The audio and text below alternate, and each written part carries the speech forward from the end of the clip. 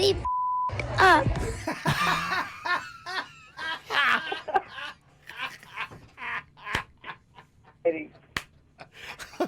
Okay. That's the best. Well, I mean, come on now. That's the What best are we clip. doing here? And I kind of believe What?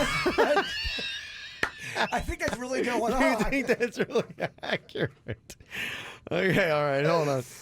All right, let's hear this again. I'm here on Bourbon Street with my mom, getting really up. It's very funny. My gosh, getting What is he? Yeah, what can he be in there? Keep in mind, it is something you can say on the radio here. I mean, what's he getting into? Yeah, what is he getting into here? What do you think is the one word? more time. Okay, one more time. What is the word we bleeped out here, Candy? I'm here on Bourbon Street with my mom, getting really up. It's that ED at the end that really makes it good. It does. It's- Oh, wow. Okay, what could that possibly be? What's your guess here, Candy? I don't know, messed up. that's Getting a good real. guess. Oh, that is really a good guess. Yeah. I'm here on Bourbon Street with my mom, getting really pumped up. Oh, he's getting pumped up. Oh, he's all excited for the parades and the beads and things like that. Okay. That's the best clip out of all of them. It's time to wake up and let the weirdness begin. It's the KVJ show to start your morning. Kevin is the host, and his skin pigment is whiter than Casper the Ghost. Virginia sounds like this. Nickname Vicious Beast, so don't get her pissed. It's Jason, called Sugar Spaz, and he loves to talk about Bigfoot and stats. So get ready, here we go. You're listening to 97.9 with the KVJ show. Here we go. It is your Ash Wednesday version of the KVJ show. Good to see y'all. Virginia is going to be packing up the kids in the car and driving back from driving away from all of her sins that she's leaving behind in New Orleans. She was there for Fat Tuesday yesterday on Bourbon Street. Obviously, maybe you just heard the clip.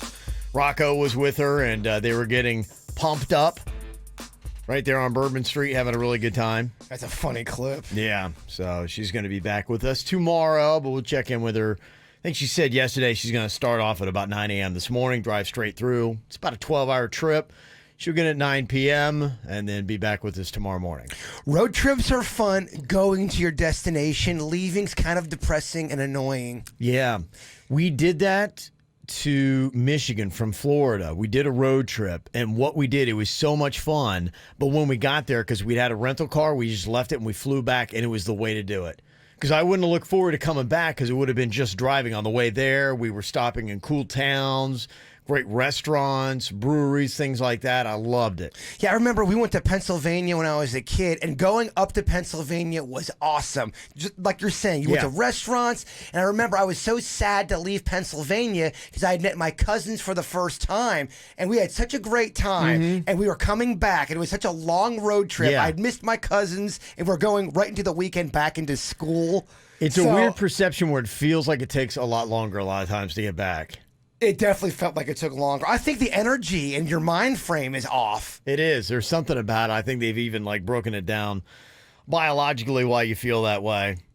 But the good news is if you got a road trip that's going to be coming up, I know spring break is going to be happening here pretty soon.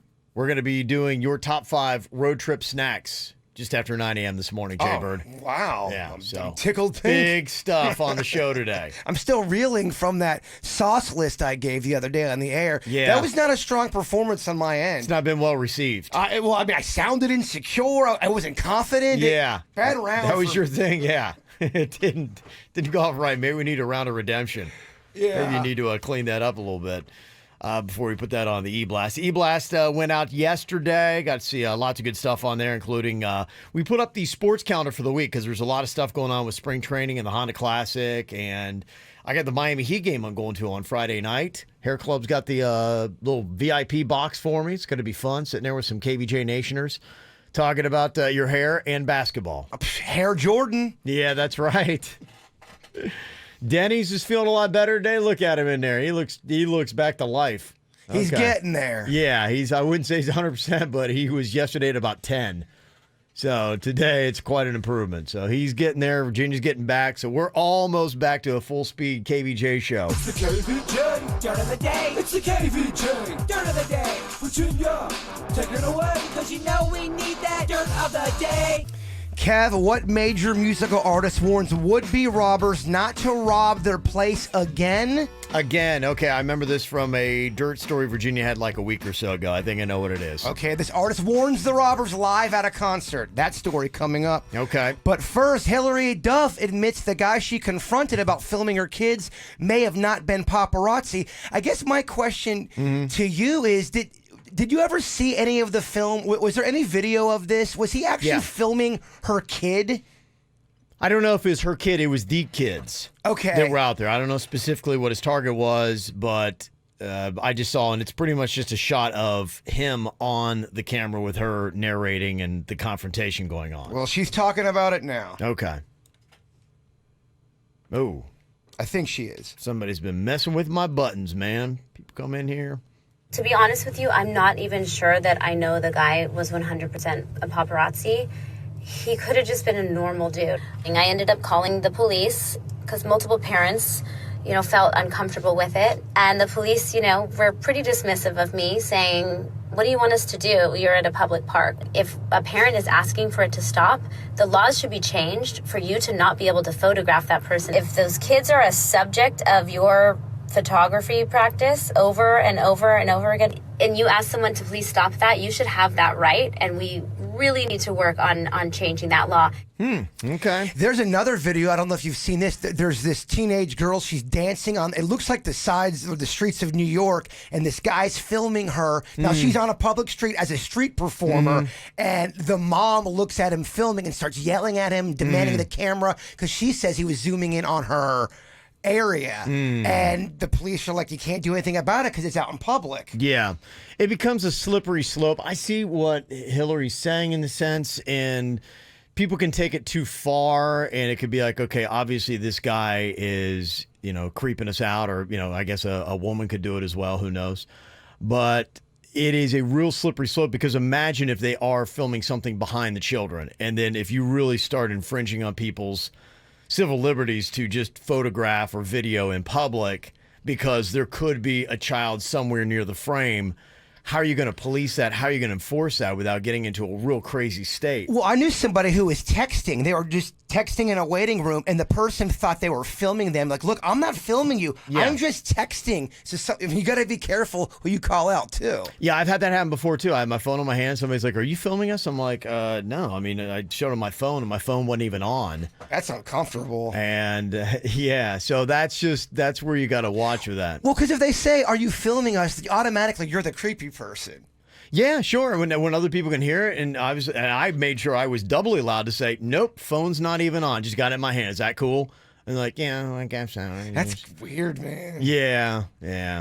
Well, you know the actress Eva Mendes? Eva Mendes? Eva Mendes? Eva Mendes. Okay, there we go. There's my first flaw. Mendes. She is making some changes now that she's a mom. She wants to limit the kind of roles she does. Here she is talking about that. Yes. Eva Mendes. Mendes. I was looking at Menendez. Acting is something that, I will always love. It's just like now that I have children, I'm kind of extreme. There's just so many things I won't do.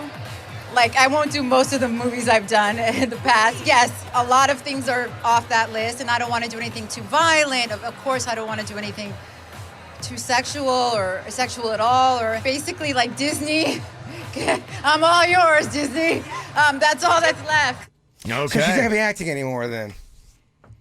She's not going to be doing the adult roles? I mean, if you're just going for Disney, that's tough. A lot of people are going for Disney. It's tough. Do what a lot of actresses do. They do the roles and they'll let their kids watch them. Yeah, there you go. Yeah. And I told you about that major artist who was warning would-be robbers not to rob their place again. It's my boy Billy Joel. He got hit back in the day, and he, when he was playing. Just a couple weeks ago, 2-3 weeks ago, maybe. Yeah, here he is talking to the audience. Welcome to Madison Square Garden. Last time I was here, they hit my house. Everybody knows I'm not home. I got dogs, lights, guns, everything into the house now. I'm hoping they try it again. Come on, bring it on. Ah, Billy. Is Billy Joel turning into Joe Pesci? well, you take a look at this. Yeah. And that's what's going on in your dirt of the day. All righty. It's time for viral audio. So how's your kids? How's your wife? Double rainbow all the way across the sky. Ain't nobody got time for that. I think we've got two debates around kids and sports. I know a lot about this. I've got a kid right now that is currently in 3 different sports. I've had a daughter that has gone through the softball world and other sports as well. So the better part of the last 15 years of my life have been all about youth athletics. So, we were talking just a second ago about Hilary Duff, and I understand what she's saying. To me, the right way to handle that is to alert authorities at the park and other parents, be aware to say, hey, keep an eye on this guy. And if anything else, take a photo of him and keep that handy. And if in case something weird goes on, you get a little profile of this guy. And so you have that. To me, I like that better, handling things on the DL than we're going to make a law about you can't photograph children.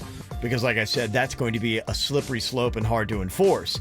Now, another one has to do with foul language, or what people would deem as foul language around kids. This one happening here in the state of Florida. Now, Jaybird, you grew up playing high school baseball in the state of Florida. And college. And college. And believe me, there was a lot of F-bombs and swearing. But this story has to do, I think college, you don't have any kind of conversation whatsoever. Well, I'm saying that you can't, if a coach wants to swear to college students, you're not going to be like, you can't swear around college kids. Be like, all right, they're adults. Forget about it. What I'm saying is the debate about swearing around high school students. So I was a coach in high school, for high school, I should say. I coached American Legion, and I was the assistant coach for the JV team one year at Palm Beach Gardens High School. And I swore a lot. I mean, I swore a lot. I'm not going to lie. A lot. Yeah. Big time. And they were definitely in high school. Well, this day and age, it could get you fired. The head coach of Seminole High School in Sanford, Florida, gave an excited speech to his team last year after they won the school's first state championship in 3 decades. And he dropped a lot of F-bombs in it. Oh, state! Yeah! We got this right here. No one else has it. It's ours. You guys showed up. You played the game. You played it right. You never panicked. You got type 1 diabetes. Yeah! Okay. Yeah, there's a lot of profanity in that. I would have been fired. Well, he was too. I would have been fired. Yeah, I saw that he got fired. I definitely would have been fired. If back in the day, I mean, it was different though back then. It really was different. Well, you didn't have the cameras like you do today. Documentation. If a coach swore at you back then, it was just like toughen up. That was kind of the mentality. It's what we did on this gridiron, this field. Exactly. Now in the dugout. There's no way you would get away with that, and you can't. Some people protested yesterday. The principal decided to reinstate him, but that is another interesting debate for sports, and that is using questionable language around kids. And then you got to say, okay, well, what age? These are high school kids. And he wasn't yelling at them. He was pumping them up. He was pumping them up. He was very excited. I think they were right to give him a pass on this, saying, look, okay, I don't know. Maybe he talks like that all the time. But in that speech, for that moment, for that excitement, come on. I think they did the right thing reinstating him. Toughen up. Yeah. People trying to get him fired. The players weren't trying to get him fired. A parent saw that. Yeah. Probably a parent of a kid who wasn't playing and said, we're taking down the coach. So I'm just kind of curious, what is the rules right now? If you are a high school coach of any sport, do they have or ever say anything to you about using profanity? Is there any dividing line? If I got back in coaching, it would be a different way of coaching now. Just because. Oh, yeah, it is. Yeah. It's a different era. Not that I think I'm messing up the kids, because kids hear bad words. I wouldn't want to get in trouble of some parent filming me and then bring it to the principal. Coaching styles radically changed in pretty much every sport over the last 10 years. I mean, if you're being positive and you're a good coach and you drop a few F-bombs, I'm okay with that. Yeah. I'd be okay. I'd be okay too, but I'm just kind of curious if there's other issues. You can let us know. 877-979-9763. Hit us up anytime here on the KVJ Show. You know how how you hear people on the radio and you're like, I wonder what they look like when they're saying that. I wish I could see them. Well, you can. We're right there on youtube.com/KVJ show. Well, so far, pretty much all the comments are that, yes, we are soft, and these kids have definitely heard worse. Somebody said, in high school, my coach would grab my face mask, yell and say much worse things than that Seminole High School coach in Sanford did that lost his job, at least temporarily, after dropping several F-bombs in a victory speech that he gave to the team. Oh, I have heard way worse. If you didn't get that bunt down. Yes. Somebody said this is exactly why kids these days are so soft. Kids should be able to handle hearing a bad word. Are these parents not letting their kids watch TV or listen to any music either? Is a parent, personally, I feel like you can't stop that thing in the world. They're going to hear it. You can see it. You can talk to your kids about them using that language themselves. Now, if the coach was yelling and being all, mean to the kids to the point where it was, because I don't think that's cool. I don't think that's a good form of coaching anyways, when you're belittling somebody. But, I mean, the guy was happy they won. Come on, y'all. Yes. Yeah, break. So there you go. And in the sports world here locally, a shout out to the Okeechobee Brahmins High School boys basketball team. They're headed to regional. They defeated Boyd Anderson in the regional semifinal. It's their first regional win since 1986. So it has been a long time. So congratulations. Back when breakdancing was reigning supreme. It really was. They breakdanced into the finals. Here they are again. Okeechobee High, congrats. What are you thinking about? What are you thinking about? What's on your mind? Are you thinking about? What are you thinking about? All right, what you thinking about today, Jay Bird? So I got this new cat that's coming around my place, and it's adorable, and I've been giving it some food, and I don't mind keeping a cat around because, look, when there's a cat, there's no rat.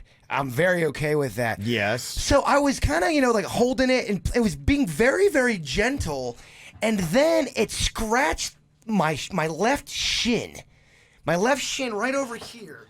Now, that was a couple days ago, and I gotta tell you, man, my left shin, it feels like it's kind of just getting, it won't stop itching. It's getting sore, kind of like all around, but not nowhere near the cut, but like going further north of the cut. Is that cat scratch fever? I would imagine that's probably more just like an allergen that you have. Okay, so you don't think that the cat, by scratching me, gave me some kind of cat disease and my leg is having a tough time fight it off because it is from the cat. The itchiness started after the cat scratched me. It could be two things, because if I get scratched by cats, I'm allergic to cats. So if I get scratched by them, it raises. It looks like a scar for like a week. Yeah, see But, how it's kind of puffy right there? Yeah. The other thing to consider, which is kind of gross, but cats, they walk in litter boxes, even dogs, right, they walk on the ground. Anything that their nails collect, and then if you get scratched, probably goes into your skin. Of course it does. Yeah, it goes into your bloodstream. That's when you got a problem. So I mean, it could be it could be feces. Ugh, I've been cleaning it out. It's just not doing any. It's not. My sister, my oldest sister, back in the day, we had a cat. And she ended up getting something on her chest area that it was from the cat. It was like a form of cat scratch fever. It looked like, and I don't know if you've ever seen the movie Willy Wonka and the Chocolate Factory, it looked like she was growing an everlasting gobstopper out of her chest. Oh, that's nasty. And it was from the cat. Yeah, they say that's one of the symptoms of cat scratch fever. You get a bump or blister at the bite or scratch site. So something of that nature, and that sounds like that's exactly what it was. Other things, fatigue, headaches, low-grade fever, body aches, and swollen lymph nodes near the bite or scratch site. So, unless you got a collection of all those, I'd say it's not. It was kind of weird, too, because that had happened with the cat. I'm like, oh, that's bad luck. And then, like, minutes later, I'm taking my trash out, and a bird pooped on me, which is good luck. So I'm like, universe, what are you trying to tell me? You trying to give, trying to take away? It's kind of crazy. Maybe just regular luck. Maybe it cancels each other out, Denny's. What you got on your mind today, Denny's? Well, so just to update everyone, Suits did some sleuthing, and then I did dispute that ticket that I got, and it is sure enough, the SunPass cameras are, nothing against the SunPass, but the cameras are faulty enough that license plate number was incorrect. The camera read it wrong, and then I got the ticket. So I wanted to bring up, because I was talking to the engineer, Brian, that works here, he's got his set on auto pay. So anytime that happens, if it's accidentally reading it, you're paying it automatically. So it's just something to consider that isn't a foolproof system. So people are probably getting scammed left and right and may not even know. It's probably $2.50 each time, but over the course of a year, you might get 3 of those, which isn't that big of a deal. But that's still, I mean, you got to just constantly check your bank account and check your accounts. Everything's so turnkey now. I doubt anyone follows up on anything You now. do, yeah. We've got it where if there's anything that is, in fact, it's almost gone the other way, that anything that looks suspicious, it'll get flagged. My wife will get a note, and so she almost has to approve some things. So the problem that we're having sometimes is I go off and, unless I'm buying gasoline, I don't buy anything. And so any charges I ever make, I'm at the place and she's always denying the card. And I'm like, I never know. I have to really try to get a hold of my wife before I can purchase anything, or else she's going to be denied. And I'm standing there going, sorry, sir, you've stolen that card. I'm like, I didn't steal the card. There's nothing more humiliating when your card doesn't work in front of a group. Oh, it happens all the time It happens all the time. It's rough. It's just, we have a terrible system rough with how things are working now. And then secondly, now I'm sorry, I'm getting out of the weeds, so to speak, as far as being sick. I'm in the back end, I guess you could say the expelling phase. You know? look less jaundiced today. Yeah. I'm probably firing at about a 90%. I'm about 10% away from being... That's good, okay. Not bad. A little residual. You sound a little more 83, but, if you want to go 90, I like the optimism. Yeah, try to aim high. Well, I just want my friend back. Oh, yeah. The clamminess is kind of weird, but, I mean, that one's kind of going away. But I've realized the importance.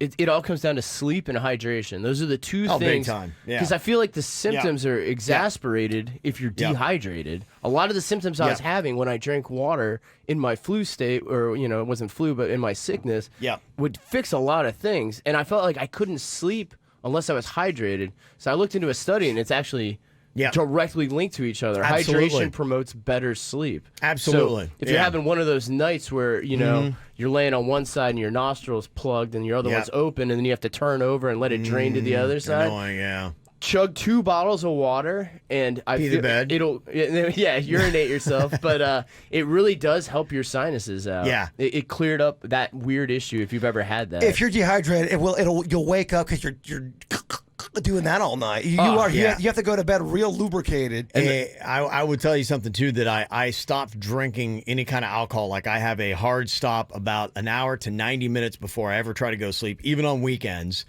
So if you do that, because that messes with your hydration, and you're right, that's key. I just read a study that said, alcohol, caffeine, those things drastically reduce your hydration. They prevent your body from absorbing the You need water. to know you need to have a hard stop on caffeine and alcohol before you go to bed. When you go to sleep and you dream and you have to pee, both of these things are going together. Do you dream about going pee in your dream if you have to go really, really bad? Because I know I do. You do. Oh my gosh, if I have to go pee really, really bad, my entire dream is dictated about me. I can't find a toilet. I'm the same. It's so weird. You don't have that? No, I'm having a dream and I'm like, I need to pee, and I wake up. A long time ago, I was probably, I had to be like 8 or something. I was staying at my grandma's house, and I had a dream. I was sleeping in her bed, and I had a dream that I was urinating at the stall. And I woke up in the morning, and I had peed all over her bed, so I felt real embarrassed about it. A lot of people do that. Ever since that, when I have that dream, my body, just like that movie Inception, I'll immediately wake up because I recognize in my dream, I become, cognizant to it. Okay. During my dream, where You've I can trained yourself. train myself to lucidly wake up from that.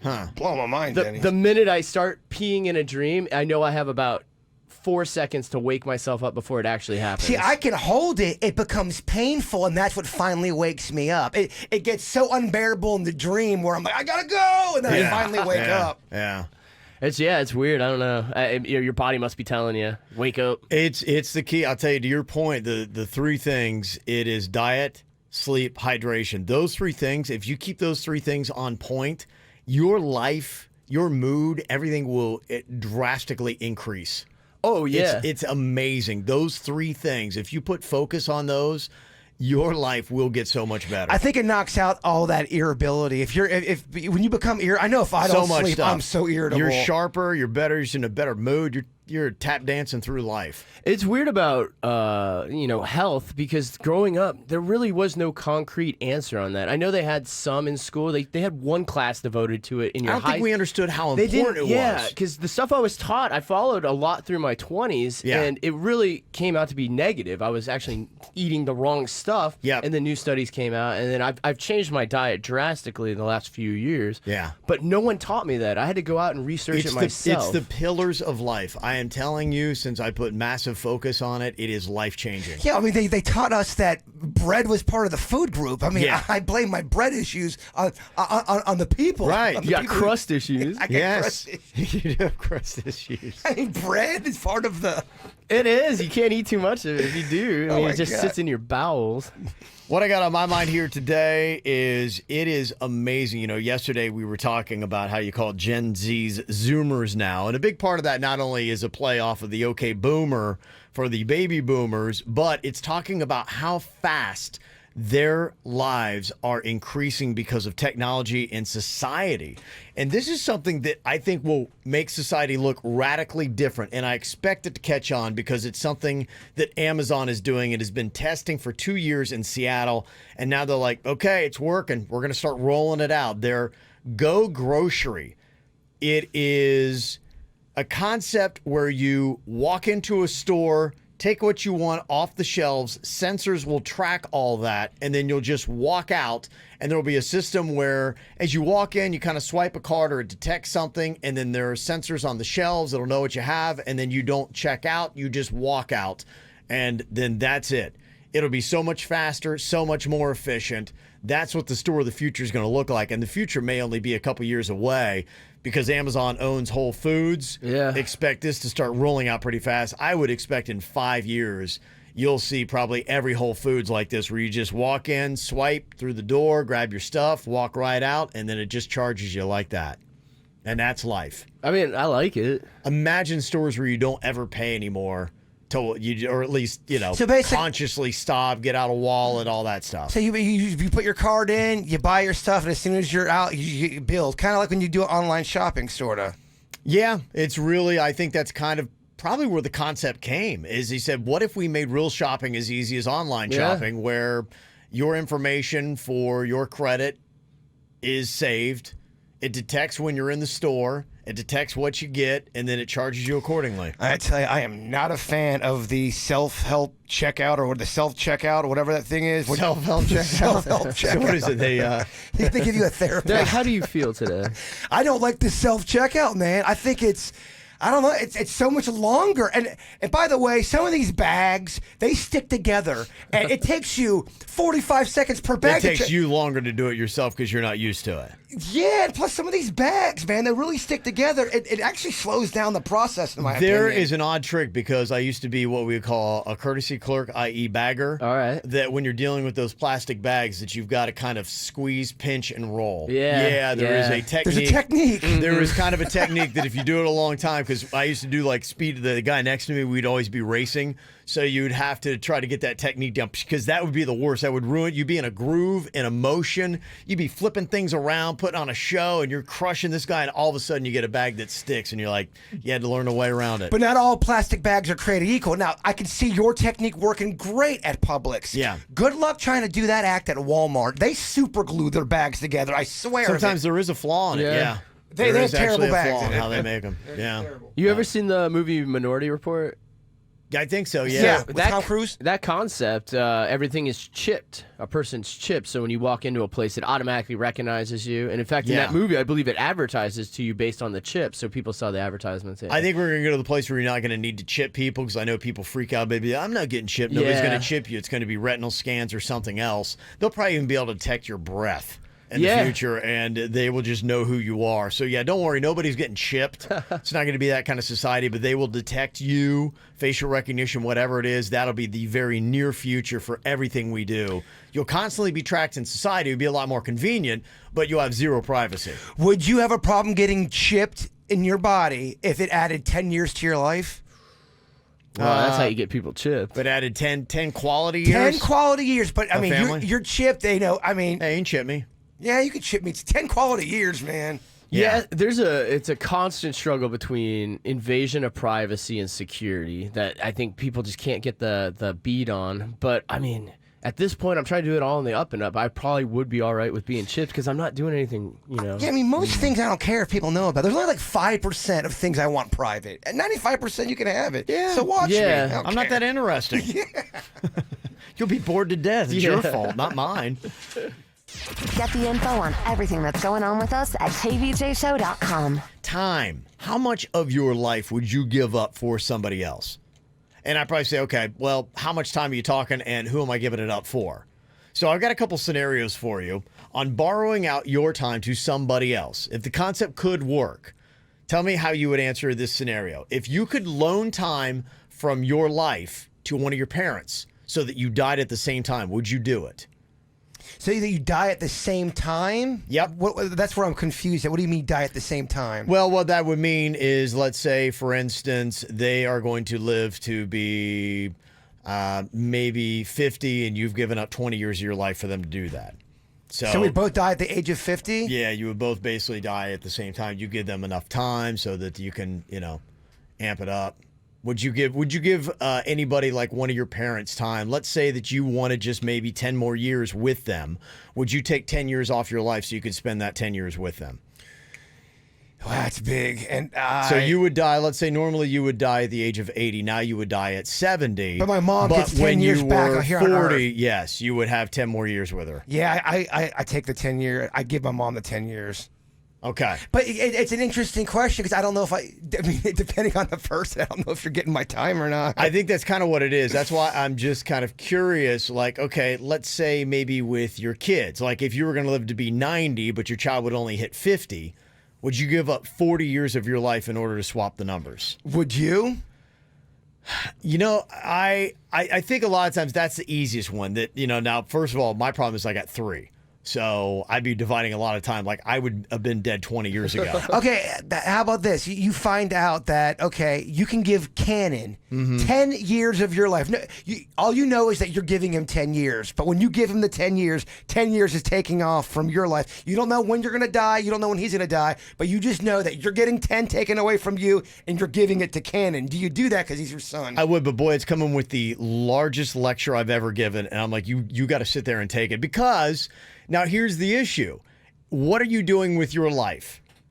What are you doing with your life in that time? And that would be it for me because if, I'm dedicated to helping other people and doing good things and things of that nature where you're adding to society, if I'm going to take that time away, then you've got to more than double what I'm doing. So, with this time comes great responsibility. I expect you to exceed what I would have done with that time. And it might make sense because maybe I'm powering down. I don't have the same kind of energy. So I'll give you this 10 years or whatever it might be, kid, but you got to do something with it and you've got to really make it count. You can't talk back. I mean, there's so many. If I'm giving you 10 years, so of much my life, guilt. You better do your chores. You better You better make me pizza every night. Yeah.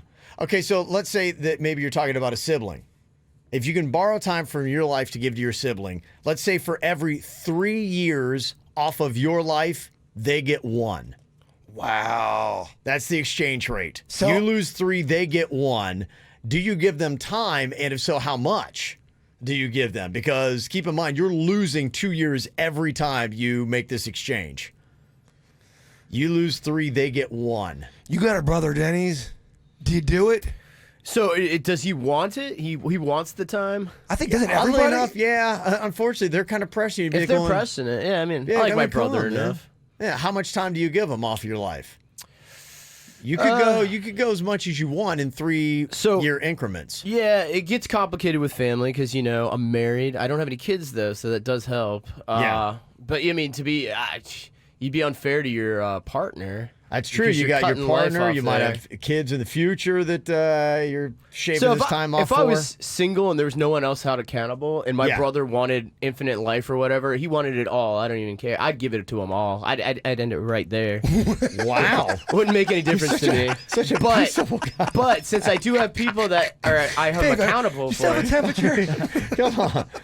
Denny's, we don't want you to go. Well, my brother, Please. What are he's you doing, very Denny's? aspiring. So I mean, I know he would try to use the time to do something good. That I think is the ultimate question for me is what are they going to do with the time? Because selfishly, and I wouldn't have a problem telling the person this if I'm like going, you're wasting your life as it is now. Yeah, I'm not going to give you any more time.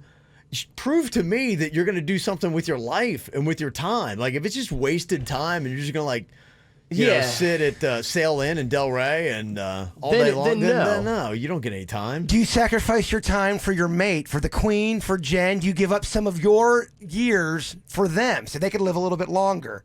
I would if they wanted it, and I would ask them if they wanted it. That would be the question. You give it to them, she ends up hooking up with somebody else after the fact. I mean, that is painful. And that's all what depends. Like, for me and the queen, to answer for her, I'm hoping we kick it at about the same time. I mean, you can't give somebody 3 years of your life and then you hook up with somebody else, right? Right. That's such a slap. They take 10 from you, and they spend it with, Gosh, that's rough. on a beach house with some young stud. And you gave up your years? I don't know, Denny's. Yeah. Okay, I got another one for you here. Borrowing from your life. Your pet. Okay, here's the exchange on this.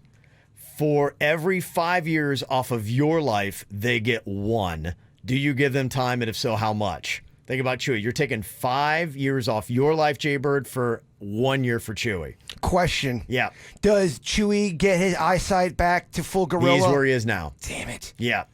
You get what you get. Where your pet is today is what they get because we're making this exchange right now.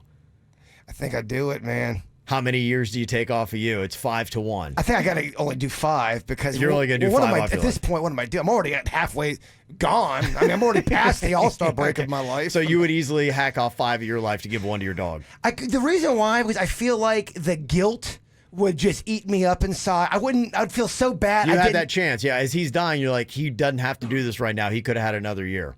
And it's because I love Chewy so much. Now, if it was a dog that I didn't have that kind of a connection, I think it changes. But I do think I would die for that dog. So yeah, I do 1 year of my life. Denny's? 5 years of my life. I mean, for the cats. Tell me about your cat. Probably not. No. He definitely doesn't. No. I think cats live long enough. Well, they get 9 lives. They live forever, you man. already have had enough time. Those cats live like 13 years or something.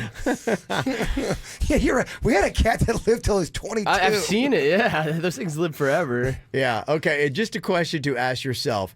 Your in-law can borrow time from your life. For every year off of your life, they get 1. Do you give them time, and if so, how much for an in-law?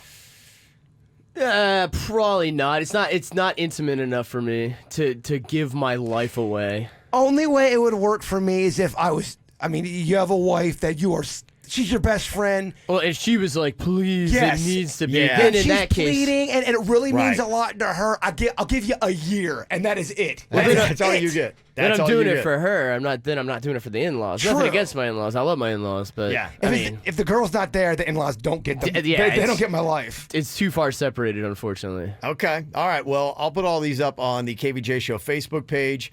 You can go and see those and answer. You got me reeling over here. See what you do, yeah. Some deep thoughts here today, Jay Bird. This report brought to you by offleaseonly.com. Need to use. Here's what's coming up. I just jumped in there. That was my job, that's for sure. You got dirt tees here, Jay Bird. Oh, okay. Well. Yeah. Gotcha. Nice. Coming up in the dirt, Kevin. The college admissions scandal claimed the heir to somebody very famous, but not as famous as you might think. Okay. That's coming up in your dirt of the day. All righty. Very nice. Entertainment updates 5 minutes after every hour from the KVJ Show on 97.9 WRMF. This is 97.9 WRMF Palm Beach. It's the KVJ Dirt of the Day. It's the KVJ Dirt of the Day. Virginia, take it away, because you know we need that Dirt of the Day. Well, Kev, who talked Kobe Bryant out of being a gangster rapper? There's a big story going out right now. We've got audio coming up. Someone talked him out from doing it. Okay. But first, the big story, the college admissions scandal. They claim the heir to the Hot Pockets fortune. Another perp in the college admissions scandal has been sentenced to hard time. Her name is Michelle Genovese, I believe. I think that's how you say it. Okay. And she's the heir to the mighty Hot Pockets fortune.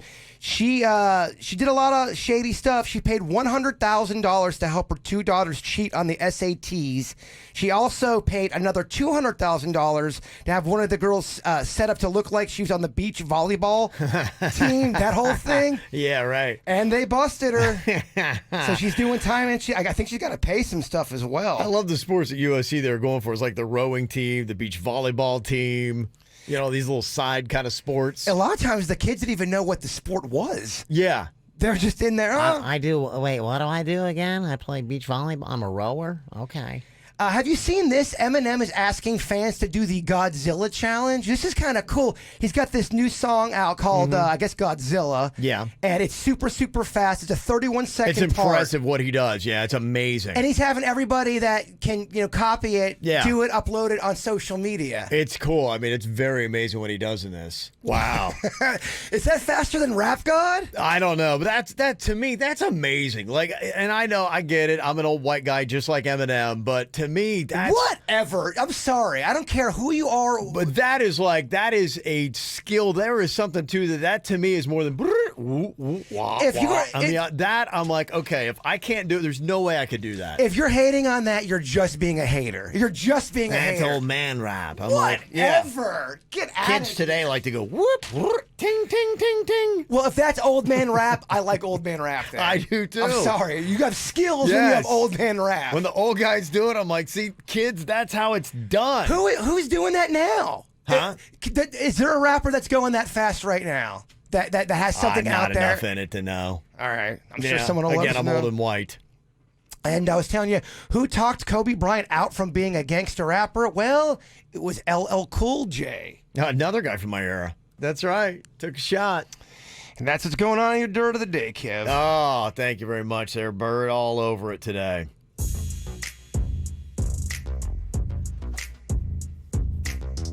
Yeah, I got a couple quick music notes, something to look forward to. I'm hearing that Lady Gaga's new song called Stupid Love is really good. I hope I was not led astray. I do love good Gaga. We're going to find out on Friday morning. We're going to have that here on the KVJ show, listening to her new song. And the Jonas Brothers are working on a new album already. They're still cranking on the one they got out, so. Thank goodness. Yes, that is going to be coming up here pretty quick. Got to say happy birthday to my Mexican queen. She is 48 years old today. Wow, doing anything special tonight? I believe we're going to be doing, I won't say the place, but we know a place where you get something special free for your birthday. Okay. We always joke that we're going to do it, so I believe that is what we're going to be doing in tonight's festivities. You going to treat her to a Kevin Ralston massage? If she wants it, she's got it. Whatever the queen wants, the queen gets. Not a lot of other celebrity birthdays today. Michael Bolton is 67. That's pretty much about it. Got a couple other birthdays. Got this message on Facebook. Says, my daughter Deanna is a huge fan of yours. She faithfully listens every morning in Jacksonville. She's celebrating her 40 plus a few years birthday. That is from Kathy in Myrtle Beach. Thank you, Kathy. Also, a birthday shout out, my beautiful wife to be, Juju. This new chapter is starting perfect. Today we celebrate you, and tomorrow we get married. Wow, okay. Happy 16th birthday from Mom, Emma, Alex, and TC. We got Bruce Johnson. He's doing a little shout out. My wife of 29 years is having a birthday. Happy birthday to her from Clewiston. Happy 11th birthday to Ashton from Mommy, Daddy, and Braden. We got a Leap Baby, a little early, Landon Detzer, celebrating his 3rd birthday. And a shout out to Leap Day baby Karen Tinsley Straka for organizing the whole thing. Also, my son Zachary has turned 12. That is from Mom Connor and the family dog Luna. Happy birthday to my beauty queen Gina. A happy 7th birthday to Melanie from Junior, Kevin, Jaden, Mom, and Dad. And a birthday to my special daughter Angelina from Mom, Dad, Christina, and your chubby puppy Zena. So there you go. That is the birthdays. You want a birthday out? Here on the KVJ show, you can let us know. Mail at kvjshow.com, mail at kvjshow.com. Happy to get it for you. Well, Virginia is off at Mardi Gras. She's going to be heading back from New Orleans, popping the kids in the car today, about 9, back tonight, back on the show tomorrow. And so today, with it being Wednesday, it means it's Ash Wednesday. So you'll see people walking around today with the ash crosses on their foreheads. That's what that is all about. They've already been to church, I guess, for the day. And one of the concepts, it's more of a Catholic thing than it is a Protestant thing, so I never really grew up much with doing the concept, but I know Virginia's very Catholic, and so that's something that they do, and the concept is that you give up something for Lent. She should give up the dirt of the day. Ooh, for Lent. Oh. Does she really want it, though? I think that's the concept. You got to give up something you really want. Does she really want the dirt of the day? She seems like she does. She wants the dirt. She does, okay. She's a little nervous. She's got some competition nipping at her heels now. I got to tell you, you've been bringing it, Jaybird. So until Easter, you would have the dirt. She would hate it. And honestly, I would hate it, too, because she'd make the dirt so miserable for me. Yeah. That's true. When she's in here, she's not in here commenting right now. Totally. What would you say would be the hardest thing for you to give up if you're going to do something for Lent? They'd be like going, oof, that's a stretch. On a food level? That's a stretch. You know, it can be really on any level. There are things that people choose other than just food because for some people, I know for you, food is everything, but for some people, food is not everything. And so it's not that big of a deal to give up a food item. If I had to only drink water, so meaning any kind of flavored drink. Okay, flavored beverage. And you can still drink, healthy stuff that has flavor to it. You'd have to get rid of every kind of flavored drink for me. That would be very tough because I need some flavor with my meals. I get it. If you're drinking water and you're eating, a tuna fish sandwich, you're now just drinking tuna water. Yeah, you're right. They asked people what would be the toughest thing for them to give up for Lent. Number one answer was TV. That would be tough. TV was number one. So until Easter, you would have no TV. Now, are you able to watch on your computer and on your phone? Because then it's not so tough. It should be you can't watch programming at all. I think it covers that because it says no TV, but I look at the other things on the list. So it's any kind of visual entertainment. In fact, that would be the better thing to say. TV might be the all-encompassing, is that you give up all visual entertainment. So I think that would include sitting there watching TikTok videos or going on to Instagram and things like that. All visual entertainment you would give up. That is the number one thing. And how long's Lent for? It goes until Easter. Okay, so I wonder if you did give up all that stuff. You're so used to your technology. How different would you be after that experiment? Would you feel different after not watching stuff? I think that's the point, is that it's something that you should feel it, and then you're supposed to fill that time getting closer to God. The time that I would usually use feeding my face or watching visual entertainment, instead I'm going to spend that time focusing on my faith. What if you all you did was read and meditate? Like, that's all you did for that time period. That might be it, and it might be a good thing for anybody who's even not religious to take this on. Yeah, because meditation's not necessarily religious at all. Yeah. This would be until Sunday, April 12th. That is when Easter is. I think you come out of it different. Yeah, that's, I think, the whole point of why a lot of people do it. Number one was visual entertainment or TV for giving up for Lent, followed by caffeine, social networking, chocolate, soda, alcohol, and fast food, in that order. That's what people said the toughest things were for them to give up. So yours would be flavored beverage. Definitely. I don't know, that TV thing kind of stinks too. Yeah, when you really kind of put it at that, if you said TV, be like, okay, I'll just watch my phone or my tablet or my computer now. What do you give up? The thing that would be the toughest. The toughest would be my phone. That would be my phone. I'd be so okay with my phone being gone. Would you? It would wreck me. It would be very tough because probably the most important thing on here is my calendar. If I had to continue working and I couldn't have my calendar and everything else to keep me on track, like, it would be a mess. You'd be like going, Kev, you don't have anything to talk about on the 7th? Nope, got nothing. I had no clue. I didn't even. Well, you could still do prep for the show. You just couldn't watch anything. I know, but it's having the calendar that keeps me on point to have the time to do it. Because if I don't, I'm trying to do this and that, I'd be like going, oh man, I just ran out of time. Uh-oh. Yeah, calendars, I don't like them. They give me anxiety. It's almost like someone's always asking you They give you life, man. It's like someone's asking you for money constantly. It's I don't like calendars. I'm telling you, man, get your life straight. Get your life straight. All right, so what would be tough for you? 877-979-9763. 877-979-WRMF. You can hit us up here on the KVJ show. Today is Wednesday. We're going to try to break a world record today, Jay Bird? We're going to try. Okay. What do we got here for today? What is the world record? So the world record for the most crackers, saltine crackers eaten in a minute is 10. It's that hard of a challenge where the Guinness has a legit world record, and the guy that has it, it's 10 in a minute. Yeah, it's kind of a basic one, but that's tough because your mouth dries out so fast. It is. So I'm wondering, is there a technique to get my mouth real watery right before this thing? Or, I mean, to get it real saturated? What is the secret to doing this, to getting the crackers down? Because I think most people, I think you're going to hiccup at about 3 or 4. I think you got to swallow. I think you have to swallow the square part, kind of. It's like almost to the point where it might kind of cut your throat. I think you have to go that big to get it down. Once you start chewing too much, it dries you out. Okay. Big chunks, I think. I wonder if you can snap it in different sections as you're putting it in your mouth and then snap try to and swallow. Yeah, snap and swallow. So you're right. There's not as much chewing that's going on. I want the challenge, baby. Last week was such a depressing. You don't have to break it. We're just seeing how close you can get. Okay, I like that. Yeah, and last week you weren't even close. And then we found out the next day a dog beat your record. I mean, destroyed my record. All right, Jaybird is trying to break another world record. We'll see how he does next.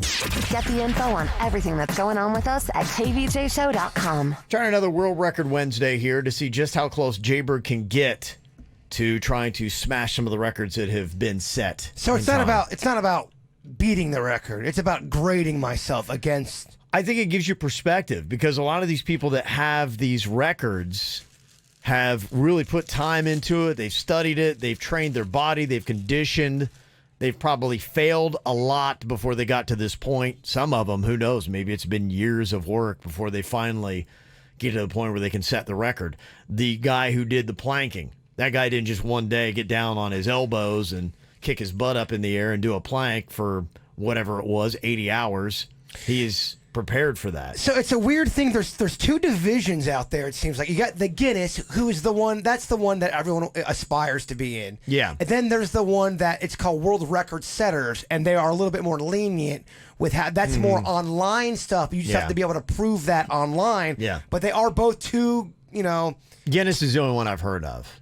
You've heard of World Record Setters? Not really. Oh, it's legit, baby. It is. It's legit. It's kind of. Okay. It's kind of. I've never heard of it. It's kind of like it's like when the NFL tries to do like a different. So league. is it like the XFL? It's like the XFL, definitely. So it's about maybe 1/100th as big. It's not as big. It's not as prestigious. Yeah. Okay. All right. So let's go with the world records from Guinness. So this is what they say. 10 is the record.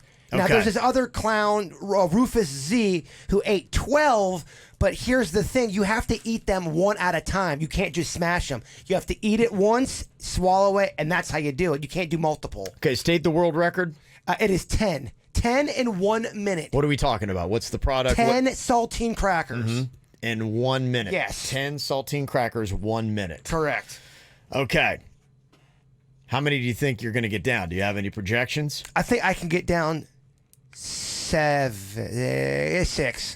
You think 6? Somebody texted in and said, I worked at a sports bar that had saltines, and I used to challenge the drunk patrons to do this. Nobody ever got past 6. Yeah, we've done this a long time ago. Now, this is a little bit different than the actual saltine cracker challenge. I forget what that is. That's not a world record kind of a thing, but that's that thing we have to eat all those crackers in X amount of time. I think you're going to hit a wall around 4. I need my hype guy in here. Denny's has to cheer me on. Okay, he's so hype. All right, well, you can get his sick self in here and get you all pumped up. 60 seconds. 10 is the record. Denny's, I'm just kind of curious, since you're the hype guy, how many saltine crackers do you think Jaber is going to be able to eat here in these 60 seconds? Setting the mark on this.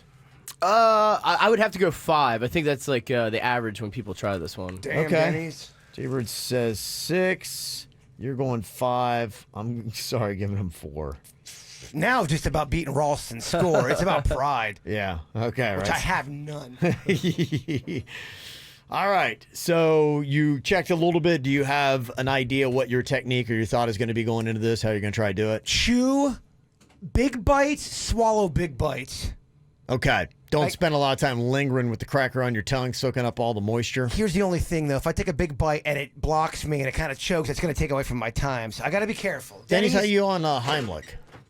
We'll find out, right? Well, he's done it to me before. Yes. He saved my life before. I have. I was eating cheesy pizza. So you know what it's like trying to... I don't know if my form's there, but it did work. If you're going to be hanging anytime with the bird, you better know the Heimlich. Funny enough, you've actually saved my life twice. Yeah, now that I think back. Remember when I choked in front of one dude that came over? Yeah. That was pretty scary.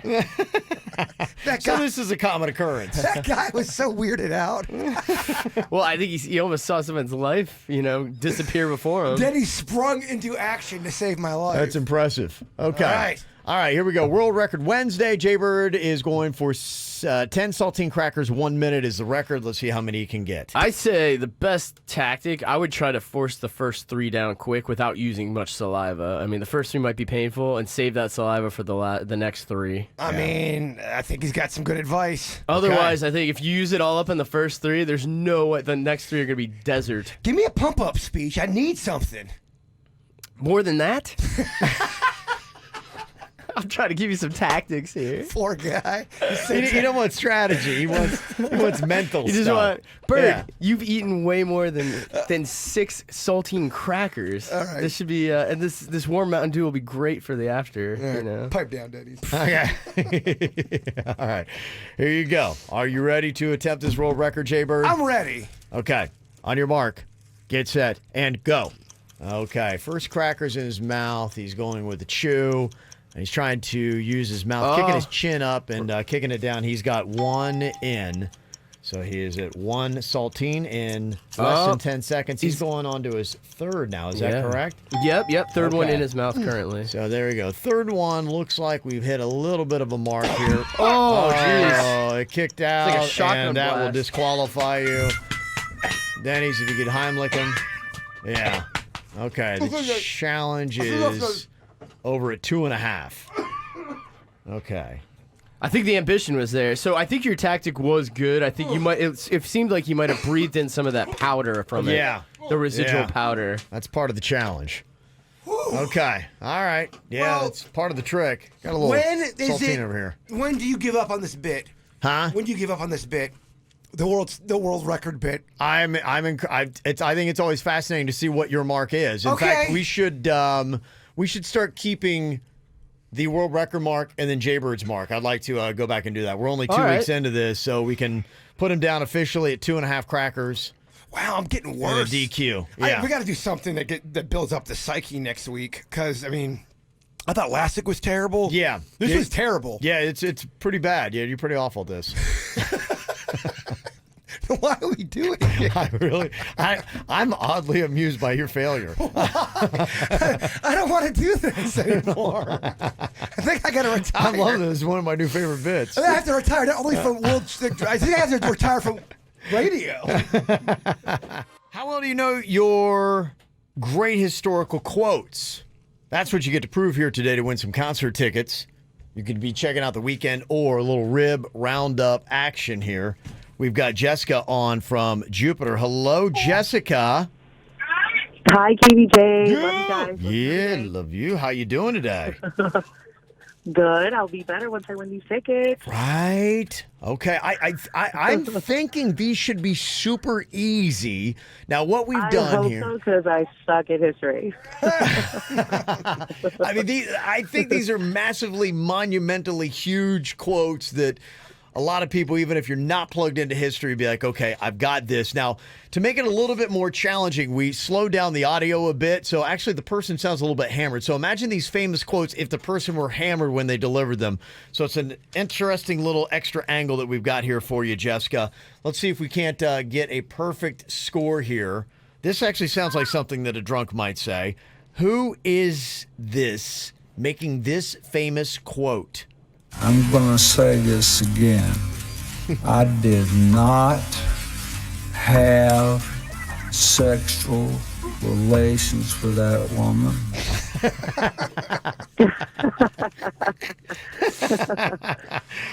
Who is that famous drunk there, Jessica? That's Bill Clinton. That is Bill Clinton. Nice. There you go. Okay. All right, starting off with kind of an easier one there. Okay, here we go. Next one for the perfect score in these concert tickets. What drunk is saying this famous quote? It's one small step for man, one giant leap for mankind. That actually would be a great quote if you're drunk. I mean, imagine if they were drunk up there. That was super staticky, so I didn't quite pick that one up. But Okay. I mean, I guess I'll guess One if you really need small step for man, one giant leap for mankind. That famous quote. What do you think? to. Ooh, I'm gonna sound super dumb right now. Kennedy. Kennedy? No, that is a good guess. Look, in this That's room, okay. it's really hard to sound dumb. So Yeah. don't be so hard on yourself. The bar is set very low. Yeah. You're fine, Jessica. Yeah, that one is Neil Armstrong. Neil Armstrong on that one. Okay. Yes. Okay. All right, here we go. We got one more for you. Famous quotes. Slow down so they sound drunk. Who is it making this quote right here? Mr. Gorbachev, tear down this wall. That doesn't even sound like him. I mean, he's very hammered there. Okay, that is a famous quote from the late 80s. Jessica, what do you think? Give you some context clues here. Talking about the Soviet premier at the time, Mr. Mikhail Gorbachev. Well, and they're talking about the Berlin Again, Wall. I think you underestimate how badly I am at history. But Former I'm going to go ahead president. and guess Reagan. You're going to guess Reagan. I'm going to say for those tickets, you are correct. Yes! Drama, you got drama and you gotta tell all. You love to complain about your pain. Hey, you're Facebook fishing. Well, what we got here is Crystal deciding to sell something on a social platform. Here's the problem with her plan is that she doesn't actually even own what she's trying to sell, and she gets called out for it in the post. Yeah, that's kind of sad. We've got Jaybird playing the role of Crystal here today. Oh, I'm definitely a Crystal. Yeah, you're the one to blame here for all this. You are Crystal. I'm going to play the role of Amy, and Denny's, you get to play the role of Dave here today. All righty. Okay, and this social media post that we got here, take it away there, Crystal.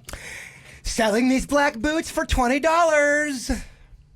Wait, didn't you get those boots at my house for free? Yeah, they were too big for me, LOL. That's so funny. You gave them to her and now she's selling them? Funny wasn't the word I was thinking of. Well, Amy could have chosen to sell them online like me. Honestly, I don't really remember giving them to you. Hey, don't they say that possession is 9/10 the law? You mean like possession makes them hers? Or in possession of stolen property? Honestly, I don't really know. Just something people always say. I didn't steal anything. I have boots that are too big and would like to sell them. Well, now they fit me perfectly since they were mine. Okay, I hear ya. For you, $10. Okay, Dale. Then we'll find out if they're too big to fit up your you-know-what. Oh. Bring it, girl. I'll kick your... No, okay, I'm out of here. Yeah. I remember I let someone borrow something. It was like something for their yard. It was something my mom and dad used to own. And I saw it one time on our utility area. They said, "Oh, let me borrow that." I'm like, "Yeah, no problem." Then I asked for it back, and they said they lost it. And then like a week later, it was on their social media, and they were using it. So they were lying about losing it. People will do that. And they were yeah. still keeping it. Yeah. You got to wonder, because I'm sure this probably happens. How would you react if somebody borrowed something from you and then you actually see them trying to resell what they took from you? Yeah, it was like a pressure cleaner kind of a thing. You know, Yeah. you know when you do it for your driveway? Right, yeah. Well, that's kind of what happened. So there you go. And now social media's got you busted for it. Love all the posts. If you got one, you can send it to us. Mail at kvjshow.com. Sometimes we need screenshots. I found like some of the next door that they won't allow you to access it. Like you've got to put in the address or something like that in that neighborhood to be able to access it. So some people were sending us next door links I can't open. And sometimes people come to from their emotions, they delete it. So you got to get it quick. There was a great Twitter fight on my little feed the other day, and they deleted it. It was gone. Oh, really? Yeah. Okay. Yeah, so do a screenshot, get it, capture it, send it to us, and then we can take it from there. We've got a round of Who is Legit that is coming up here today, and we need somebody who can play the role of a thespian for us. Now, here is what the subject is. We've got somebody who's legit been shot before by a gun. So that's kind of what we're going on. We're trying to figure out who is legit, but we need somebody that can play the part that has not been shot by a gun, but can make it sound like you have. That's who we want. If you think you can pull this off, let us know. 877-979-9763. Call us right now. 877-979-WRMF here at the KVJ Show. This is 97.9 WRMF Palm Beach. It's the KVJ dirt of the day. It's the KVJ dirt of the day. Virginia, take it away, because you know we need that dirt of the day. Kev, what musical artist told their audience to shut the F up? Musical artist? Oh, yeah. We got the audio coming up. Sounds like Madonna or Green Day or somebody like that. You are wrong. We got the audio coming up in a couple minutes. Okay. But first, the Hilary Duff story continues to go on. She admits the guy she confronted about filming her kids may have not been the paparazzi. I guess I was kind of confused, too. Mm-hmm. The way it was kind of sounding to me was the guy was going up to kids and filming them, and I guess it wasn't like that. I think it looked like, from what I could gather, the video, and you can't tell everything from the video, and probably what my guess would be is just what I saw is probably was on the sidelines, and maybe it's a soccer match or something like that, and the guy's taking all these photos, a lot of photos, and looking around and be like, do you know this guy? No, I don't know this guy. And, protective moms, dads, parents will look around and say, okay, here's somebody that we don't recognize, because you usually know everybody in that little clique. And maybe it was to a point, and it's very possible that he took too many photos and looked creepy and weird, and maybe she overreacted at the same time. Well, Duff is continuing to gam on about it. Here it is. To be honest with you, I'm not even sure that I know the guy was 100% a paparazzi. He could have just been a normal dude. And I ended up calling the police because multiple parents, felt uncomfortable with it. And the police, were pretty dismissive of me, saying, what do you want us to do? You're at a public park. If a parent is asking for it to stop, the laws should be changed for you to not be able to photograph that person. If those kids are a subject of your photography practice over and over and over again, and you ask someone to please stop that, you should have that right. And we really need to work on changing that law. Mm-hmm. Okay. Get him, Duff. Yeah. I want to play this one again, Kev, because it was kind of fun. A lot of people wanted to hear it again. Eminem is asking fans to do the Godzilla challenge, and this thing is quick. It might be quicker than Rap God. It's basically a part where it's 31-second part of the song where he raps 224 words with 330 total syllables, and now fans are starting to do that, upload the videos to social media. Wow. Okay. Pretty good. Mm-hmm, mm-hmm. And I was telling you what artist told the audience to shut the F up. The lead singer of the Black Crowes, he was doing a little acoustic number with his brother. And Chris Robinson. Yeah, he gets annoyed with them, and here's the audio. It'd be nice if we could hear ourselves. So if you could just shut the up a little bit. But that's cool, because it's impossible sometimes to play music when all you hear is that, whatever. So if you could try to keep it, we're not going to be up here for that long, so if you could show us a little respect, we're happy to see you.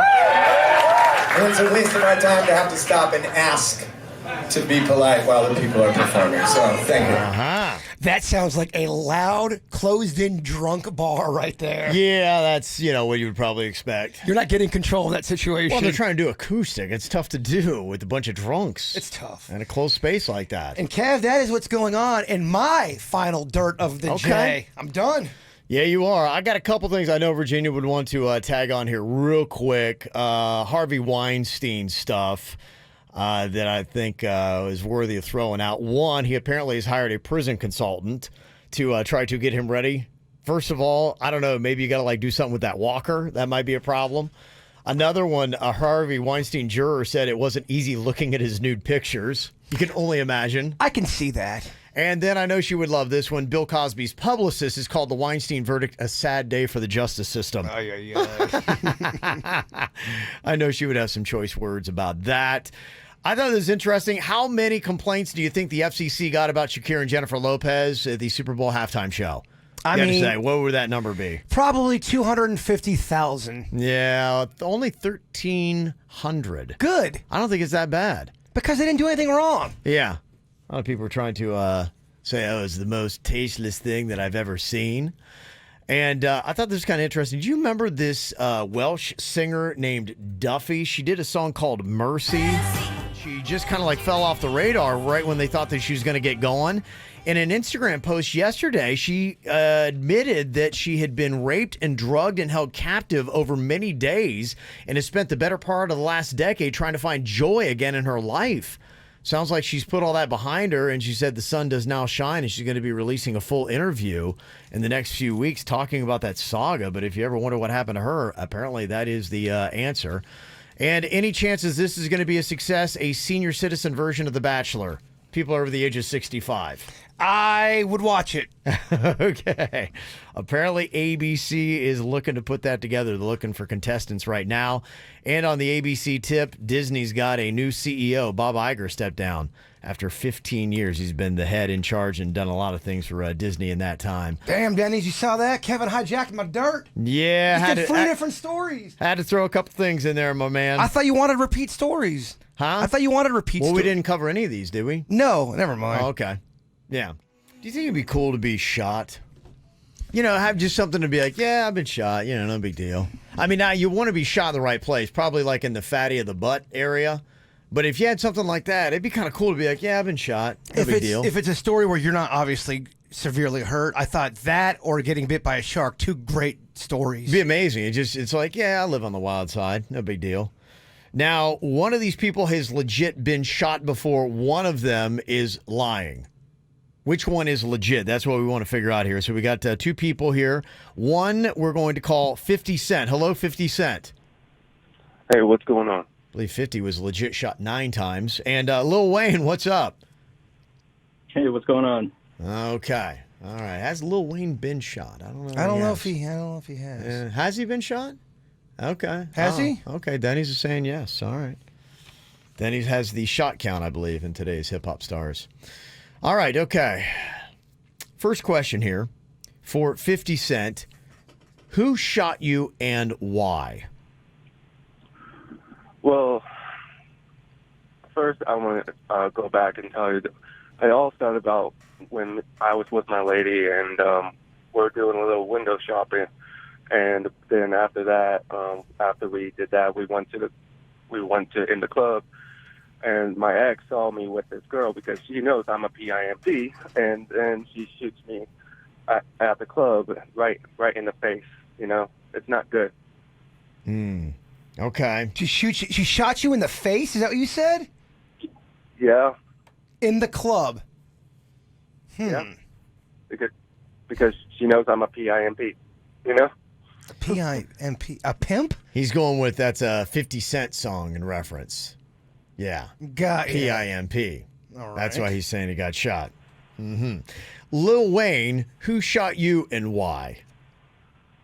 Well, I was out with a couple friends on St. Patrick's Day, and as we're walking up to a shady bar, there was a big bar fight, and then somebody just pulls out in front of it and starts shooting through the crowd, and I was probably 40 yards from him and get shot. So don't really know who it was. Okay, all right. So that's how you were shot, Lil Wayne. Jay-Bird, what is your question here for? Who is legit, trying to figure out which one of these 2 gentlemen has actually been shot? What did it feel like and what did it sound like? And when I say sound like, give us some kind of audible, I don't know, little clue. But what did it feel and sound like when it happened to you? All right. We'll go with you. Start with you again, 50 Cent. Honestly, it knocked me out. It was hot, and I got shot in the face. Mm-hmm. Okay. I didn't really feel anything at first. It was more of just like a shock, and then I don't know, it just burned. It felt, like pop rocks. After that, it felt like a lot of sensation in my face. Did you see the gun before you were shot in the face, 50 Cent? No, when I turned, basically the gun went off and I went down. Wow. Okay. And what about you, Lil Wayne? The sight sounds of the shooting. Well, it was kind of dark, and there was just like a bunch of people running around. And I seen the guy go up to the truck and pull the gun out and turn. So the first thing I did was grab my wife and, went to jump into the car. And after everything was all said and done, I didn't even know I was shot until somebody noticed that I was bleeding through my pants. So okay, it didn't really hurt. Okay. This is easy. Didn't really hurt. It didn't really hurt. I just what hurt was at the hospital. That's when everything kind of really started. Okay. Was it a snub nose 38 that got you? No, it was actually a 9mm Glock. I got my answer. You got your answer It's confidently? I would bet my face on it. You bet your face on it. It's Now be not- careful, because 50 Cent got shot in the face here. It's not. There's no way it's 50 Cent. There is no way. There's no way it's the first guy we talked to. It's not the guy that got shot in the face. Not even close. Definitely not. You're saying without doubt it's Lil Wayne here. Without a doubt, it's Lil Wayne. Okay. Lil Wayne, are you the one who was shot in the face? No, or shot? Yeah, I'm sorry. Were you the one who was shot? Yeah, I got shot. Okay. Well, okay. Yes.